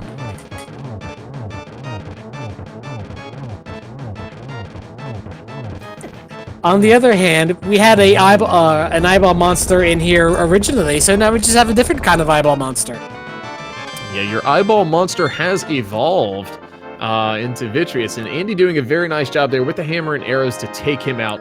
Now, Mclagging has cleared TR, so it'll be interesting to see what path Mclagging is going to take now. Looks like he is going to go ahead and invest that time to check Magic Bat, since he did make the time to visit the Mimic Cave with that powder. Since we found that, since we already checked Sastrala and we already checked the Catfish, this, I believe, is going to be that single error that the hint told us about. Yeah, there it is. So there's our single arrow, the unique item, if you will. Always funny to find that as your unique item somewhere. Now, Andy's cleared out all of the dungeons except for Misery Mire and Turtle Rock, things that he absolutely needs the Cane of Samaria for. So it looks like he is going to be clearing out his overworld locations, and he'll be coming across that Cane of Samaria at Catfish sooner, rather. Well, it might be. Well, he's going to be getting it pretty soon. Don't know if it's going to be last itemed in the overworld, but you never know. Yeah, if he's rounding in overworld now and he's heading up to Pyramid, most likely we're going to see that Catfish play right now. Yeah, you can either go here and up north to Catfish there, or take a left and go over towards the graveyard. But yeah, if you're at this crossroads, get Catfish out of the way first. That way you've got this whole quadrant cleared off. All right, it looks like Mclagging has fluted over to 4. Going to be going into Dark World here, so I'm hoping for his sake that this is the Swamp Palace play for him. It's looking like it. He's heading south towards the Swamp Palace itself. All right, well, both of our runners seem to be making the correct play now. I'm not sure what happened on Andy's side there. It didn't spawn the fish. Now it did. Maybe it was thrown a little too low. Well, I say we're making the right play. Mclagging is checking Bombo's tablet first as Andy gets that cane and has officially entered go mode at 1 hour and 34 minutes. Yes, sir. We are in go mode. That means Andy can fully clear Misery Mire and Turtle Rock without having to wait for anything whatsoever. Just need to find the big key and get on back to that boss.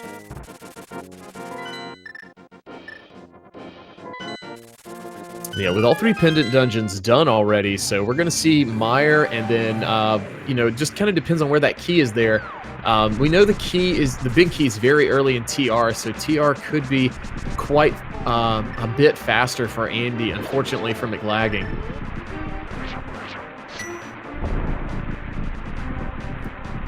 Yeah, Mclagging still needs to find that boots and find that hookshot and clear an extra 2 more dungeons than Andy has already. Yeah, at this stage, unfortunately, I mean, it does look like, for Mclagging's sake, that Andy does have quite a bit of a lead. You know, it was really close early on. They were taking a couple of slightly different routes. You know, neither really was paying off too well.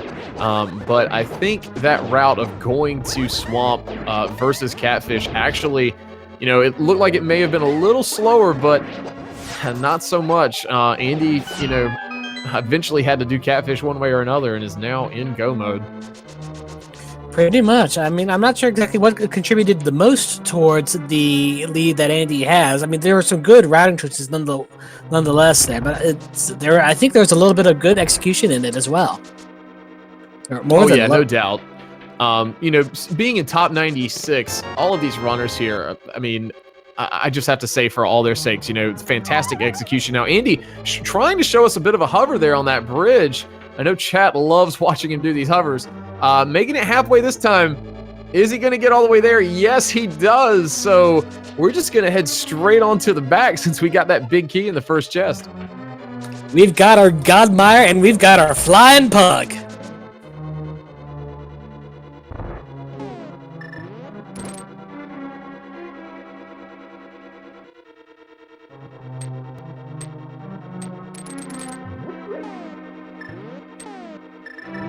All right, Mclagging's got his boots. Yeah, having the boots is great. Unfortunately, it might actually be in his best interest to get out of here, but I know he's going to commit to it probably like Andy did and just head straight onto the left side. Yeah, I mean, unfortunately, there's just a little bit of money there, nothing else, but he doesn't know that. We are the ones who are blessed with the knowledge of what the other runner has done. Yeah, it's super nice being able to see both screens. You know, you get double the information, but you know, for the runner's sake, they're not as equally blessed. So we're gonna have to pull for Mclagging here. Maybe he'll just decide to do something weird and mirror out of here, but it doesn't look like it. Unlikely, but you never know. But weirder things have happened. But at this point, it's more or less Andy's race to lose at this point with that full 2-dungeon lead. And we got Helmosaur King in the back of Mire today, that with his nicely green color to match the floor there. Yeah, I kind of like this color of Helmosaur. It's pretty neat. I like it. And with that crimson mask and that crimson gem that we are going to shoot some arrows into, if you'll just stand still. Andy doing a nice job there using that hammer. I know from personal experience, hitting Helmosaur with the hammer, not the easiest thing to do after you've taken that mask off. So very nicely done there.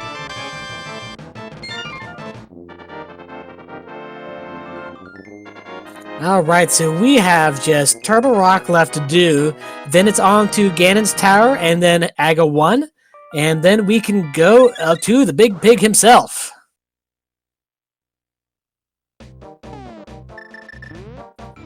Meanwhile, Mclagging is still making his way through Swamp Palace there. He's already picked up his boots, but we are checking out that left side, if I'm not mistaken. But we are going into Turtle Rock. Now, we did find that key early on, so we're gonna have to see whether or how fast Andy can do this. But he's gonna be stopping at the ferry, the upgrade ferry, to top off the arrows and bombs while we're here, because we spent them all in all the fights prior.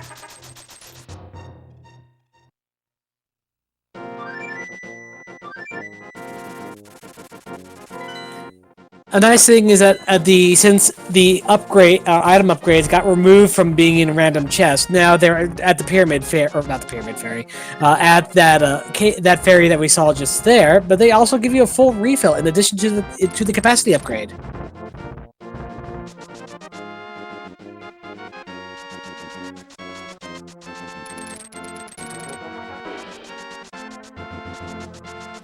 All right, and now it is Mclagging heading out of Swamp Palace, pretty much done with it. And Andy's making his way up to the top of the mountain to get to Turtle Rock. Yeah, I'm hoping for Mclagging's sake he's going to go ahead and check all these bonk locations. Looks like he is going to head over to King's Tomb. Will be rewarded with that hook shot and will officially be in go mode as well.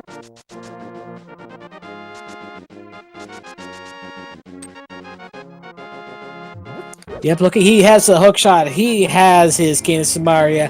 He has his boots. He is now in go mode as well. Still has all of Desert Palace and Skull Woods and the rest of Swamp to do.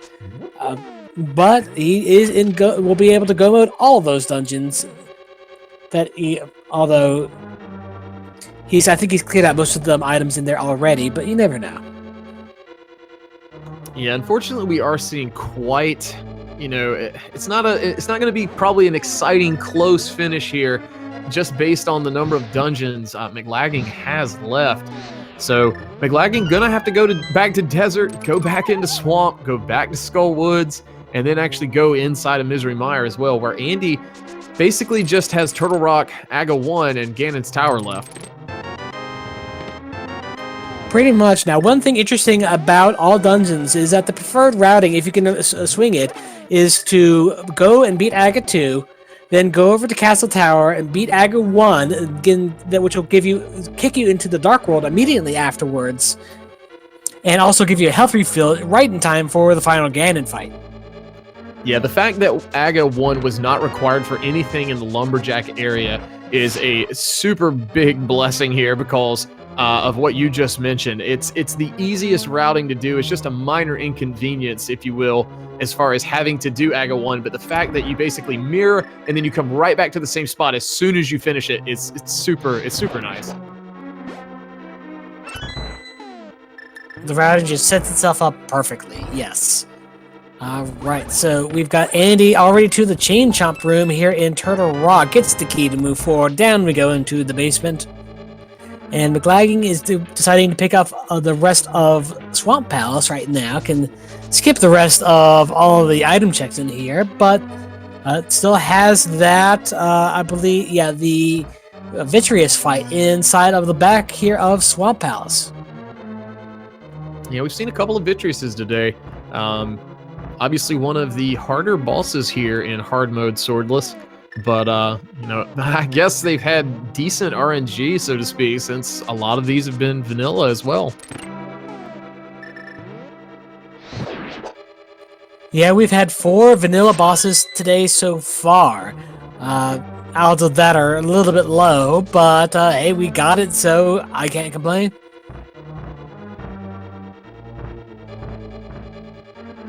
Yeah, now, going up GT, we're not there yet, but there are going to be some random bosses there, too, so that the Ice Armos room is randomized. Oh, and he's taking a hit there, so luckily getting 1 heart drop, but kind of low health here considering green mail for TR. Yeah, he hasn't found that blue mail that Mclagging found in, I believe, was it the Graveyard Ledge? Was it? No, I believe it was C-shaped house, actually, which means that Andy actually never checked that. Interesting. You'd think that that would have been included in with all the rest of the of Dark Kakariko checks, but it may or may not be that vital to his finishing the seed. Yeah, as long as Andy doesn't take any hits here, should be okay. Can use these iframes from the hookshot to kind of pause that platform and let the firebar go through him without taking any damage. Yeah, the hookshot is an invaluable tool when it comes to just avoiding damage in general, because it can let you dodge things that are just on timers like that. It can let you dodge just area of effect attacks, all kinds of things. All right, now we are going to have to check for a key down here, and luckily for Andy, it is in that first chest, and Mclagging has done a very nice job there, taking out Vitreous in the back of Swamp Palace, being rewarded with his 6th crystal.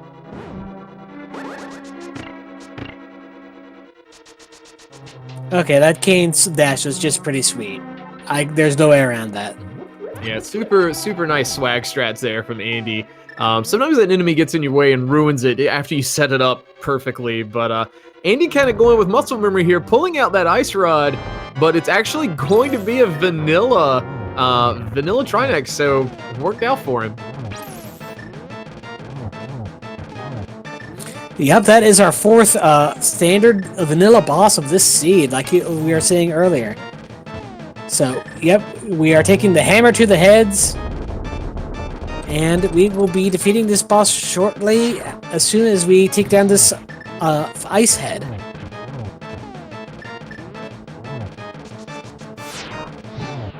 Andy doing a nice job there, kind of juking that center head. Don't want to take a hit there from him with green mail. Does quite a bit of damage as we're moving here into phase 2.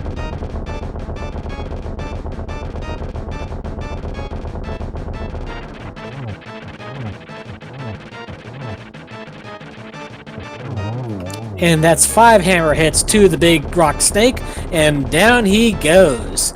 And that will be the last main dungeon, although we still have Ganon's Tower and Castle Tower to deal with.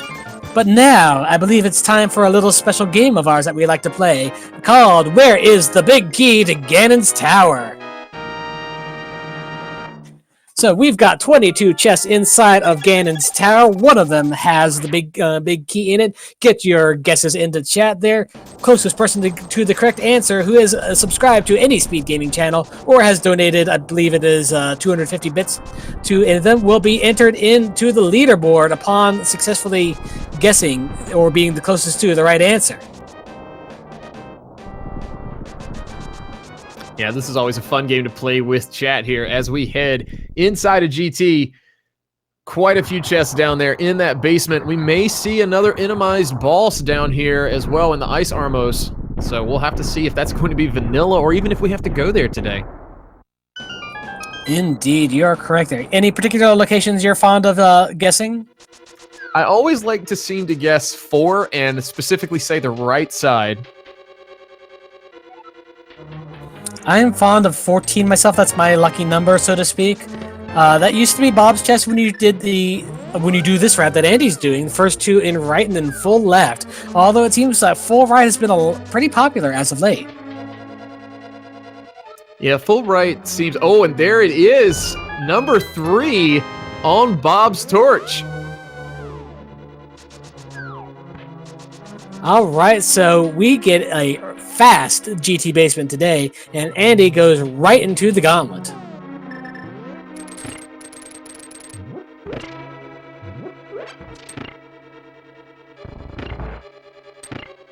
All right, and it looks like our winner today is 06 GTO. Let's see, the closest guess he had was 5, so very nice job there. Congratulations, 06 GTO.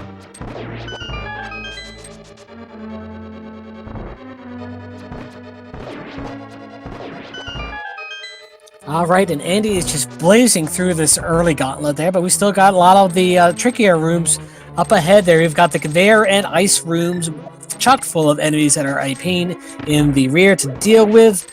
So let's see how he deals with that. All right, Mclagging just taking out Helmasaur inside Misery Mire, getting that 6th crystal. So now probably going to be mirroring and finishing off Desert and then heading over to Skull Woods. It's nice when you can route in Desert Palace right after Misery Mire.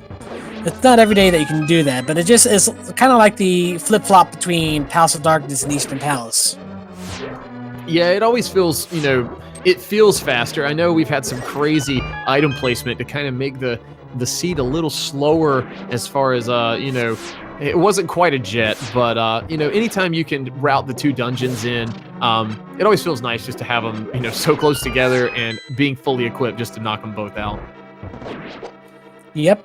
That room there with the Zyzax gave Andy a tiny bit of trouble there, but the Beamos on ice was taken out pretty quickly. So lots of practice has been given to this room, I would imagine, and we are into what is normally the. All right, we've got the sand Armos today instead of the ice Armos. This is the 3rd time we've actually seen Armos Knights today, and Andy making use of the red shield there to block those fireballs. Very nicely done. Pretty much got that same quick kill yet again. Okay, now is this the 3rd time or the 18th time, depending on how you count them? I see what you did there, and I guess you could say we had 18 of those things today. And we didn't see red even once. So, alright, onward up the tower we go. We get to those really nice Wizrobe kill rooms where you can take out pretty much the entire room with one shot. No matter how many times you see that, you always got to smile. Oh yeah, that's one of those rooms I was alluding to earlier, both of those rooms with the Wizrobes, where the first time you pull that off and you just take them all out super quick, the first time you do it feels great, and after that it becomes a thing where you kind of expect yourself to do it going forward as a runner. But yeah, it's a pretty rewarding feeling. All right, and Andy not even needing the magic refill. It's got plenty of magic to go through this section here. And onward, we go up the tower and into, I think there's a refill in this next room here. And then we'll be on to see what's inside the last mini-boss chamber. Now, with the way Randomizer's programmed, we can't find Trinex here, but we can find Helmasaur, which is what we have today. Andy gonna try and hover the gap here just to... takes a fall, though. Didn't want to have to invest the time maybe in Helmasaur, so have to wait and see if he's gonna try to hover again, or is gonna go ahead and just knock Helmasaur out. It is a small arena to deal with him there, and Helmasaur just likes to walk around and bully you off the platform. But we've got another hover attempt there. Flying Pug, we are to the other side. Got some interesting glitched legs things over there, but whatever, we're through. This is Octosaur today, it looks like. And not to overlook it, Mclagging did a very nice job there in Desert Palace, knocking out the Armos Knights there as well. So very nicely done. Heading over to Swamp to pick up that last pendant.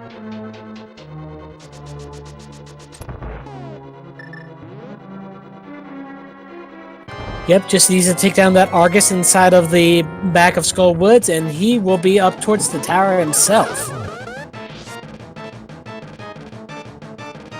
Now, in Swordless mode, we do often go with the Swagnet strats here, as that gives a bit of a longer hitbox and a bit of an easier one to deal with as well.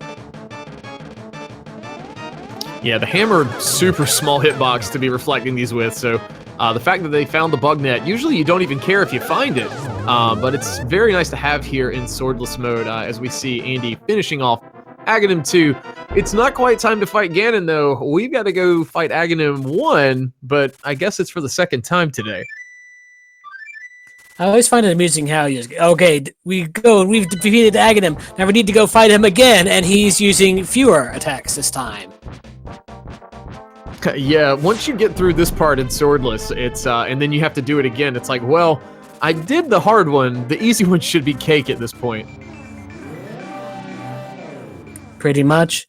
Now, remind me, is this the game that started the whole Link can defeat Ganon using weird items, or did that start in an earlier Zelda? Don't recall, so I can't say for sure. But the fact that, like I said earlier, the fact that we can use that hammer is a blessing from the devs here. In the vanilla game, we actually cannot hit Ganon with that hammer. But as far as Agahnim goes, I know in the vanilla game you can use that hammer and the net to reflect those things. And I think that kind of started the trend, if that's what you were alluding to, in the future Zelda games, like using like a bottle in Ocarina of Time to reflect Ganondorf's blasts. Or using like a fishing rod in Twilight Princess. Yeah, that's something the original devs of the game have kept in. So very, very interesting there. Now, Mclagging is, while Andy is heading through Aga 1 Castle Tower, Mclagging is in Skull Woods taking out that Argus. Yep, we are in our Menu Boss Simulator 2018. Watch out for the next update in 2000 Menu Simulator Boss 2019, even now with more menus. Maybe by 2019 we found a way to speed it up as far as the runners, at least coming from a runner, I'd want it to speed up if I can. Maybe, that would be nice. Alright, but we are almost at the top of Castle Tower right now. We're going to be on to Aga 1 fairly shortly. Just got a few more rooms here to go. A little bit low on hearts, but I believe we still have got a potion or two in our back pocket. I know Andy has at least one blue potion, as we see Mclagging being rewarded with that final pendant. And we'll probably be heading up to GT now to go ahead and knock that out. Not much else place for him to go, so I believe you're correct.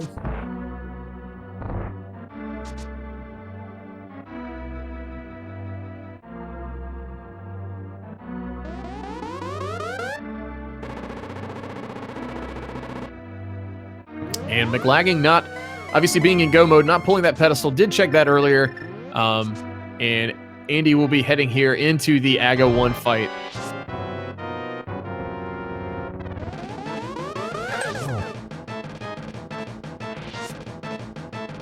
Your eldritch power is no match for my bug net. Is this a magic bug net? Is it related to the villager? Can we pocket items with it? Who knows?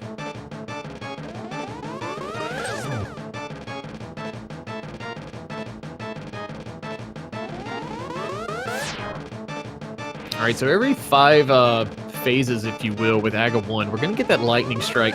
And then when it resets to phase 1 here again, we're always going to get the blast that we can reflect.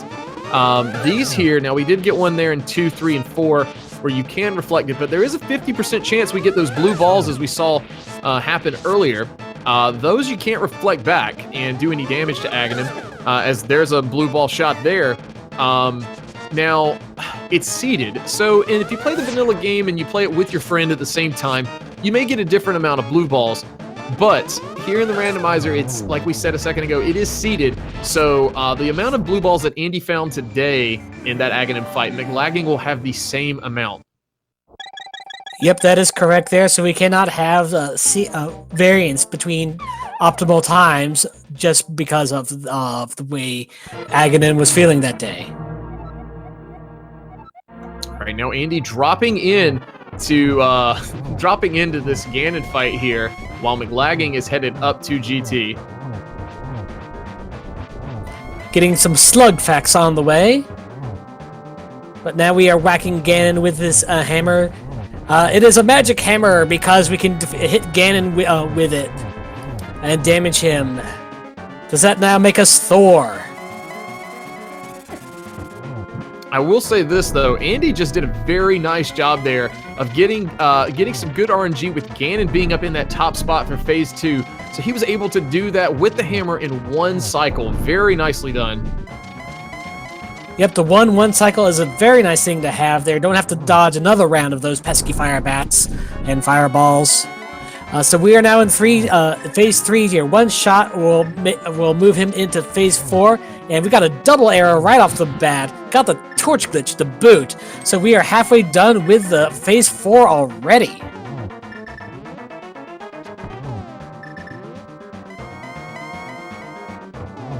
And one final stun, one final arrow, and Ganon goes down. Andy has finished this all dungeons, swordless, hard mode, boss shuffle seed in under 2 hours. Yeah, fantastic job. Long as he doesn't have any issues crossing this bridge, and doesn't look like he does. So get your GGs in chat for Andy, coming in first place with an official SRL time of 1 hour, 59 minutes, and 4 seconds.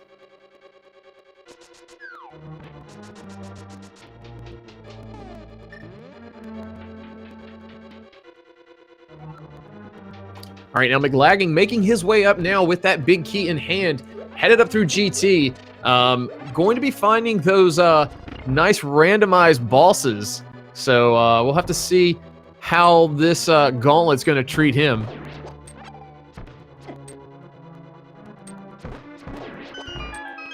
Yep, Andy made some good work of it there, but Mclagging is no slouch as well, so we'll have to see how it treats him today.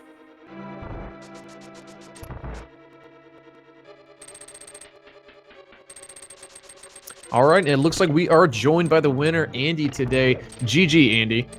Yo, thanks, GG. So what were your thoughts on this whole seed in general?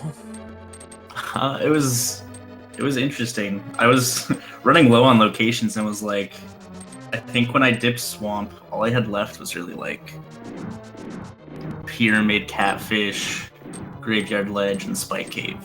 I think was all I could logically still do. So I was like, yeah, let's just go in Swamp, and then had Boots, which led to Hookshot. I'm like, okay, this is weird and awful at the same time. So I dungeon rushed at that point, and then I remembered the hint I got at some point, which was like unique items, swims with the fishes, which either means Zora or Catfish. So I figured there was a chance that it, wasn't necessarily talking about the Moon Pearl at Zora, and it ended up paying off pretty nice. Yep, sometimes you just get those Schrodinger's hints. I was like, was this referring to the one I just found, or was the other one a unique item as well? Yeah, but today we did get both. You're correct. Chad is asking me to ask you about C-shaped house, because it seems that you have skipped that one, and it turned out to have the blue mail in it. Oh, interesting. Well... I got nothing. Just an oversight, I guess, that luckily didn't bite you and today. It probably won't be the last.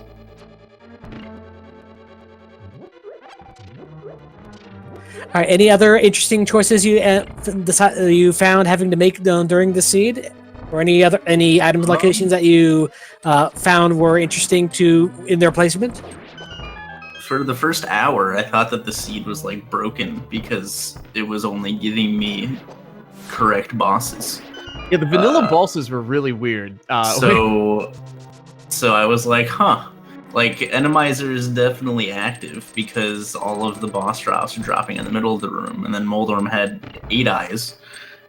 And I was like, this is weird though. Like, this is like the most boring variation I've ever seen. And then I got owned by Argus and Skullwoods, so... Yeah, thankfully this time we did not have the invasion of Argus everywhere, like a certain other seed. But, yeah, so there was only like 1 or maybe 2 bosses we ended up not having to do.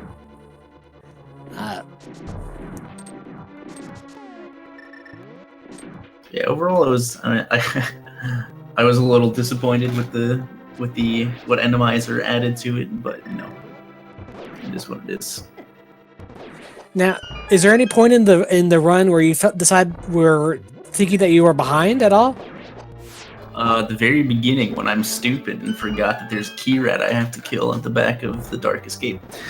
Other than that, I feel like I played pretty well. Yep, I think I would agree with you. Anything you'd like to add, Dante? Well, we'll say kind of with that early, Andy making that early mistake with the key rat. It's I think it was Christos Owen who said at one point, with standard mode, the early escape isn't always going to be what determines who wins the race. So if you're gonna make a mistake, I feel like it's probably best to make that mistake there versus later on with some kind of item choice or check or location check. Yeah, but I like used it, and I'm like, wait.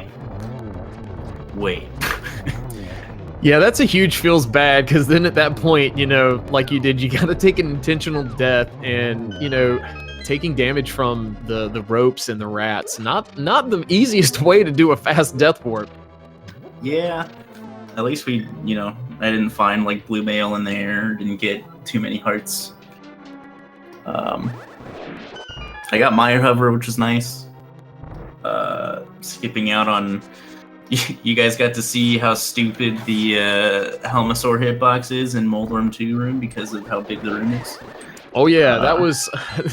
the graphical glitches were great, and then, you know, you fell down missing that first hover, and then as you landed, I think you took damage from the Helmasaur above because you went flying down to the bottom of the screen. Yeah, and then Helma hit me like right as I walked up the stairs as well, and the tail was like 6 tiles too high.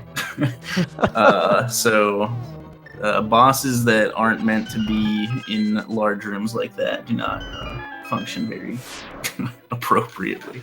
That's some of the beauty, if we want to call it that, of Randomizer, I guess. Other than that, that puts me at Looks like 9 that and puts you at, 2, I think. yep, 9 and 2. That temper as of right now would put you into second place for the rest of the group that you're in.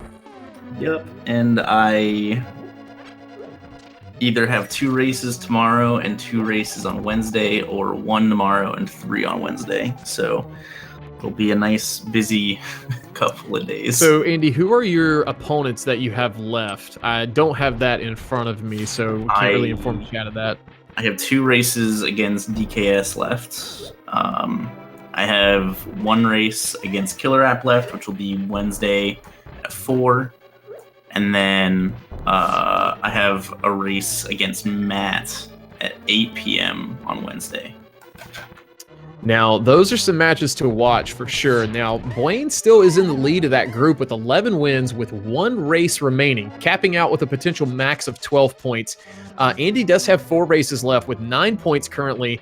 If he were to win out, he would have 13 points, which could outright give him first place in that group. Killer App, that's going to be the one to watch with Andy versus Killer App most likely. They're currently tied. Killer App only has 3 races left. So a maximum point total of 12 if he were to win out. So this group's very tight, and I think it's going to be coming down to the wire on the deadline for Wednesday. Yeah, I knew it was going to be a tough group. With Killer App as our 6th seed. He's been around for a long time. He's done well in previous tournaments. Just didn't have a good qualifying stage leading up to this. So he was one of the ones I was worried about, and then I was also worried about getting Pika Pals in my group as a 4 seed because that's just not fair. But yeah, I knew that the group was going to be pretty tough, top to bottom. Yeah, one thing I've noticed with a lot of these matches, top 96 out of, I think it was around 250, give or take a few. We're at a point of there's some very steep competition. Even the 6 seeds, who may not be as well known, still providing some very quality entertainment and taking some wins off of the crowd favorites, if you will. Yeah, for sure. Yeah, your Group G has been pretty tight overall in general. I believe that this is one of the few groups that doesn't have a bracket qualifier this late into the race. Yeah, I was actually looking at it after my last race, and that was when DKS was 0-6 at that point, I think. And at that point, everyone still had a chance I didn't look at the specific matchups that were still left, but not including that, just by a record standpoint, everyone still had a chance, which is pretty crazy.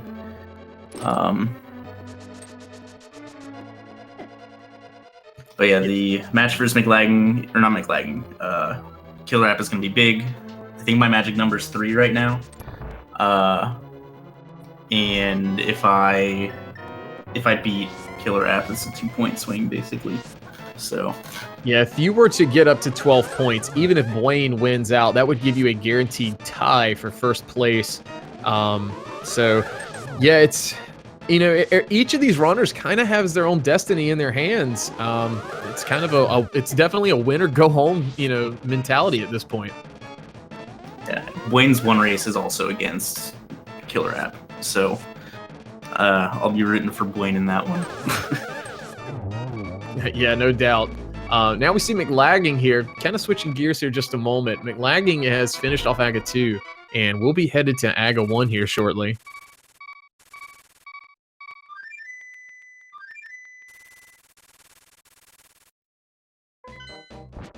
Yep, we are being transported to the top of the pyramid, a quick mirror over to Castle Tower, and we will be in the last final stretch. And again, making a very good use here of this routing. It's so nice to not have to do Aga 1 to go get an item. So I know Mclagging is a little low on health right now currently, but by finishing Aga 1, we'll get that health refill that Andy did as well. Yeah, it looks like he's opting to conserve his magic for right now and go with the hammer takedowns instead of the fire rod, which I believe one-shots the ball and chain guards, if I'm not mistaken. Yeah, fire rod shot will do a one-shot. You do have to worry about the potential, you know, animation time of the enemy burning up, but definitely probably faster than doing the hammer strats.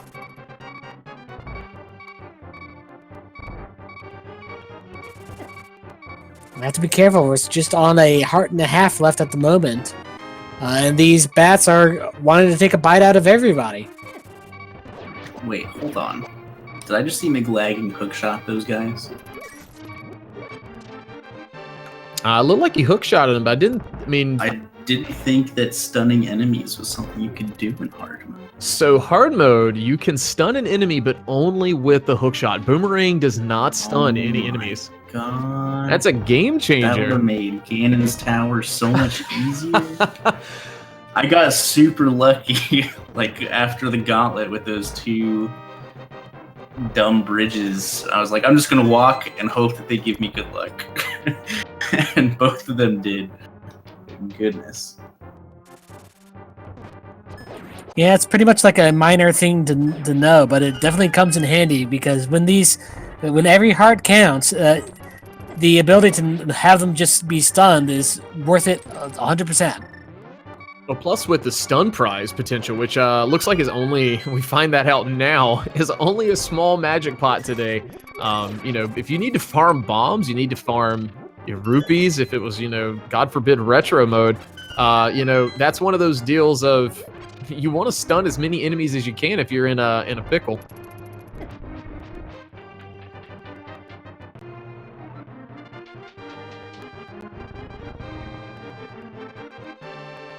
Yep, stun prize. One of those few things you don't think is gonna, it won't affect it all that much there, but it was really comes in handy.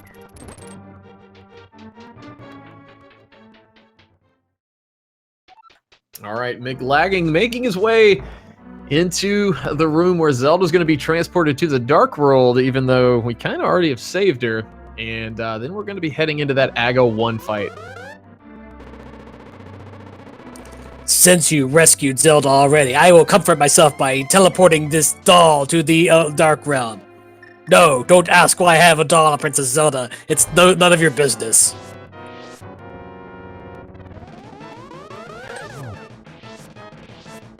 All right, and as we mentioned earlier, Mclagging is going to get that same seeded amount of blue balls there. So we're going to get pretty much the exact same fight unless Mclagging managed to not able to reflect one of these back.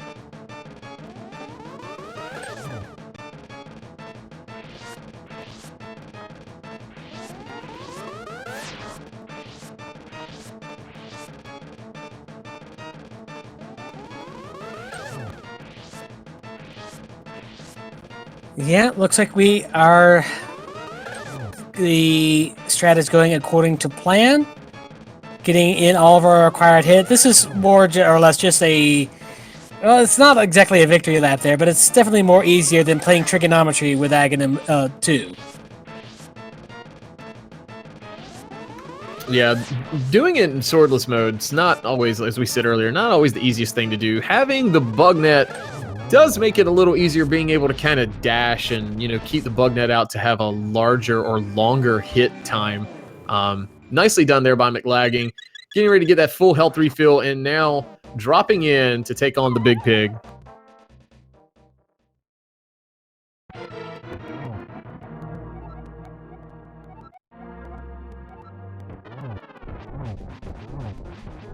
All right, even gets in that first shot against him on the before he even starts talking.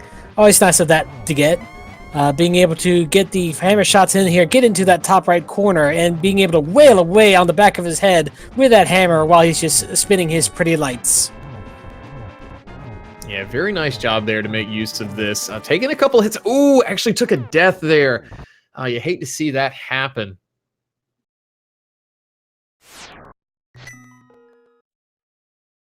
Yeah, it's kind of unfortunate at this point, but it's just a quick drop back in to restart the fight.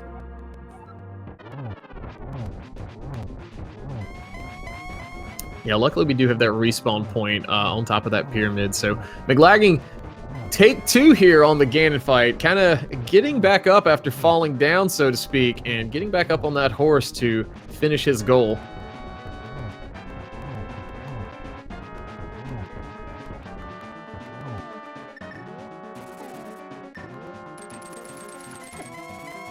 We're taking another hit from a fire bat there. We still are in phase 2. 3 hearts remaining. Luckily does have a blue potion, so we're going to get back up to full health here. Yeah, just a few more hits for phase 2. Got to dodge another round of these fire bats. They're awfully speedy, but you can still dodge them.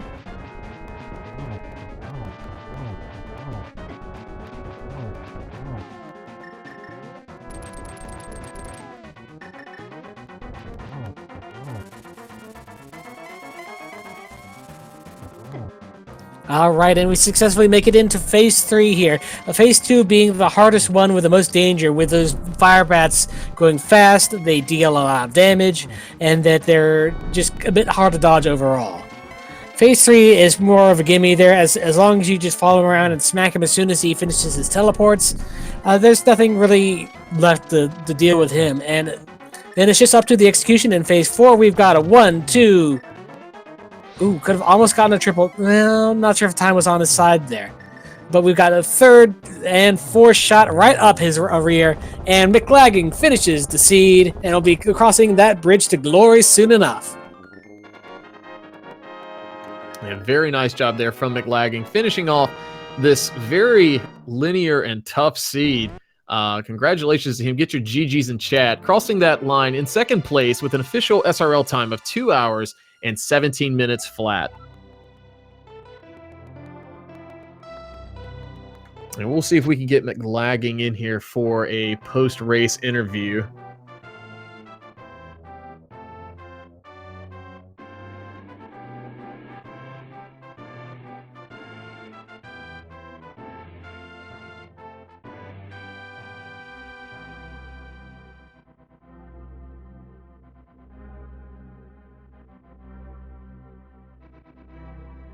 All right, it looks like he's in the setup room, so let's bring him in. All right, now we are joined by Mclagging. GG, Mclagging. Hey, GG, thanks. Yo, GG. Kind of a tough seed for you guys. Kind of opened up a little bit early on. We were discussing it with Andy earlier. Opened up early on, and then that last little bit of progression you guys needed just seemed to be funneled down to just a few item locations that you pretty much had to do in one specific pattern. Yeah, it was interesting how the mid to late game went. Of course, the way I went did not work out very well. Yeah, Andy, I believe, got those boots to lead to the hook right around the same time you got the cane. It was a really interesting turn of events how that worked out. And, I was saying, you got to respect your play to go to TR at that point. That's a huge item dense area. So, coming from your perspective, that was like a really smart play. There's going to be a lot of potential items there. Unfortunately, the cards didn't fall that way. But how did you guys feel? We talked to Andy a little bit about this, but, did you wonder if Randomizer was actually enabled? We had, I think it was 3, maybe 4 vanilla bosses today. I was starting to wonder because the first 2, because Armos was vanilla, then Blind was vanilla. I was like, huh. It's like, is this Enemized? Like, I'm pretty sure it is. Then you drop down to Skull Woods and oh, there's Argus just sitting there and you can't do anything to him. Yeah, even, vanilla Trinex there in TR, it was pretty funny, honestly. Sometimes you never know what you're going to find. You may have, 6 Argus, 6 Vitreous, several Cold Stares, but, I think you had, 2 Vitreouses today, and 3 Armos Knights, actually, if you include GT. Yeah, actually, it really wasn't that bad for Randomizer. Just the Vitreouses were a little fun to fight when you can't use your silver arrows, but they didn't go too bad. Yeah, being limited in hard mode to the wooden arrows and in swordless mode, Vitreous becomes a little more of a challenge. But, both of you guys did very well handling that. The execution was spot on in those boss fights today.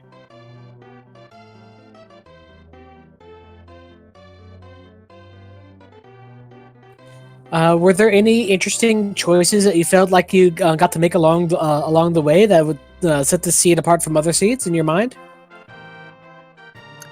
Not really. A lot of it, you said you were just forced down a certain path. You just had to keep searching until you found progression.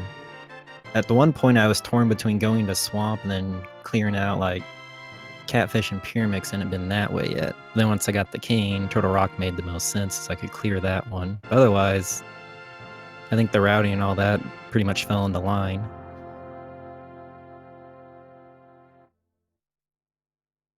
Right, so after this race, that moves you to 4 and 8, and it looks like you have 3 races left. You want to let chat know when you have those 3 races scheduled? I have one of them scheduled. That's against Killer. That's tomorrow at 6, which is basically the same thing we did here, but we have swords and it's not hard mode. I'm gonna need you to win that one, all right? I'm 0-2 against Killer App too, so I'd like to get a win on him if I can. Yeah, we were just discussing earlier, this is quite the close group here. You currently have those 4 points sitting there in 4th place, currently out of the running to advance, but I know it would probably feel really nice to finish as high as you possibly can here. Oh yeah, definitely. I just want to finish my races with people who are still in contention there, but getting 4 wins I'm least happy with. 'Cause when this group was revealed, I was like, I could go 0-15 in this group, and it would make sense because everybody in this group's really good. Yeah, no doubt. Well, it is the top. Yeah, it is the top 96. So literally everyone in this group is good.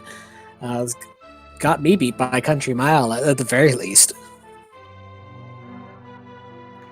Yeah, I think a lot of runners, when they saw their groups revealed, were kind of thinking, "Man, this is tough." And it's not a wrong thought. We were discussing we had about 250, give or take, a few entrants into this fall tournament for the qualifiers, and now we're at the cream of the crop, so to speak, with 96. And after Wednesday here, barring any ties, we'll be down to our top 32. If we do have any ties, those will have to be done by Friday of this week, if I do remember that schedule correctly. And at that point, we're at top 32. The rules change yet again. That's going to open up expert mode, but I don't want to get too far ahead because we do have some runs and some races still available for us. Currently, right now, on Speed Gaming 5, Matt7898 is taking on DKS89 in a Ganon standard Uncle Assured normal seed. That got underway maybe about 2 hours ago almost, so it might be about to wrap up, but that is currently the only other race we have live at the moment. Anything, Andy, you or Mclagging want to add in as a last thought about this? Just thanks for commentary, restream, and tracking, and good luck, Andy, the rest of the way. Thanks, dude. Lucky too. Well, it looks like we're going to be wrapping up here fairly shortly. Make sure to give our runners both a follow on Twitch if you would be so kind. They have done a great job in providing entertaining races for us all down the stretch throughout this entire tournament. Give thanks also to our behind the scenes restreamers and trackers as well, as they are doing critical work for us here as well. And thank you to you, Dante, for commentating with me. Yo, it was a pleasure to be here. Always enjoy a good race and calling it with good company here. I also want to give a big shout out to our tracker, Phantom Black Ice. I do apologize for not mentioning that name when we got started here. Did a great job today keeping these items in locations and finding them for us and putting them on the map on the stream for you guys, so we know exactly what we've got and where it was. But I think that'll do it for right now. In addition to the other race here, we've got for the first race for tomorrow. It will be right here on this channel at 10:30 a.m. We have got Alex Haas versus Julo Ninja with an all dungeons open randomized normal enemizer. So if you were looking for more rando action, that is where you're going to be finding it as well. But for right now, I have been Phantom Fox. And I have been Dante. Thank you guys so much for joining us for this amazing race. And you guys have a great rest of your day. Have a good night and catch us if you can.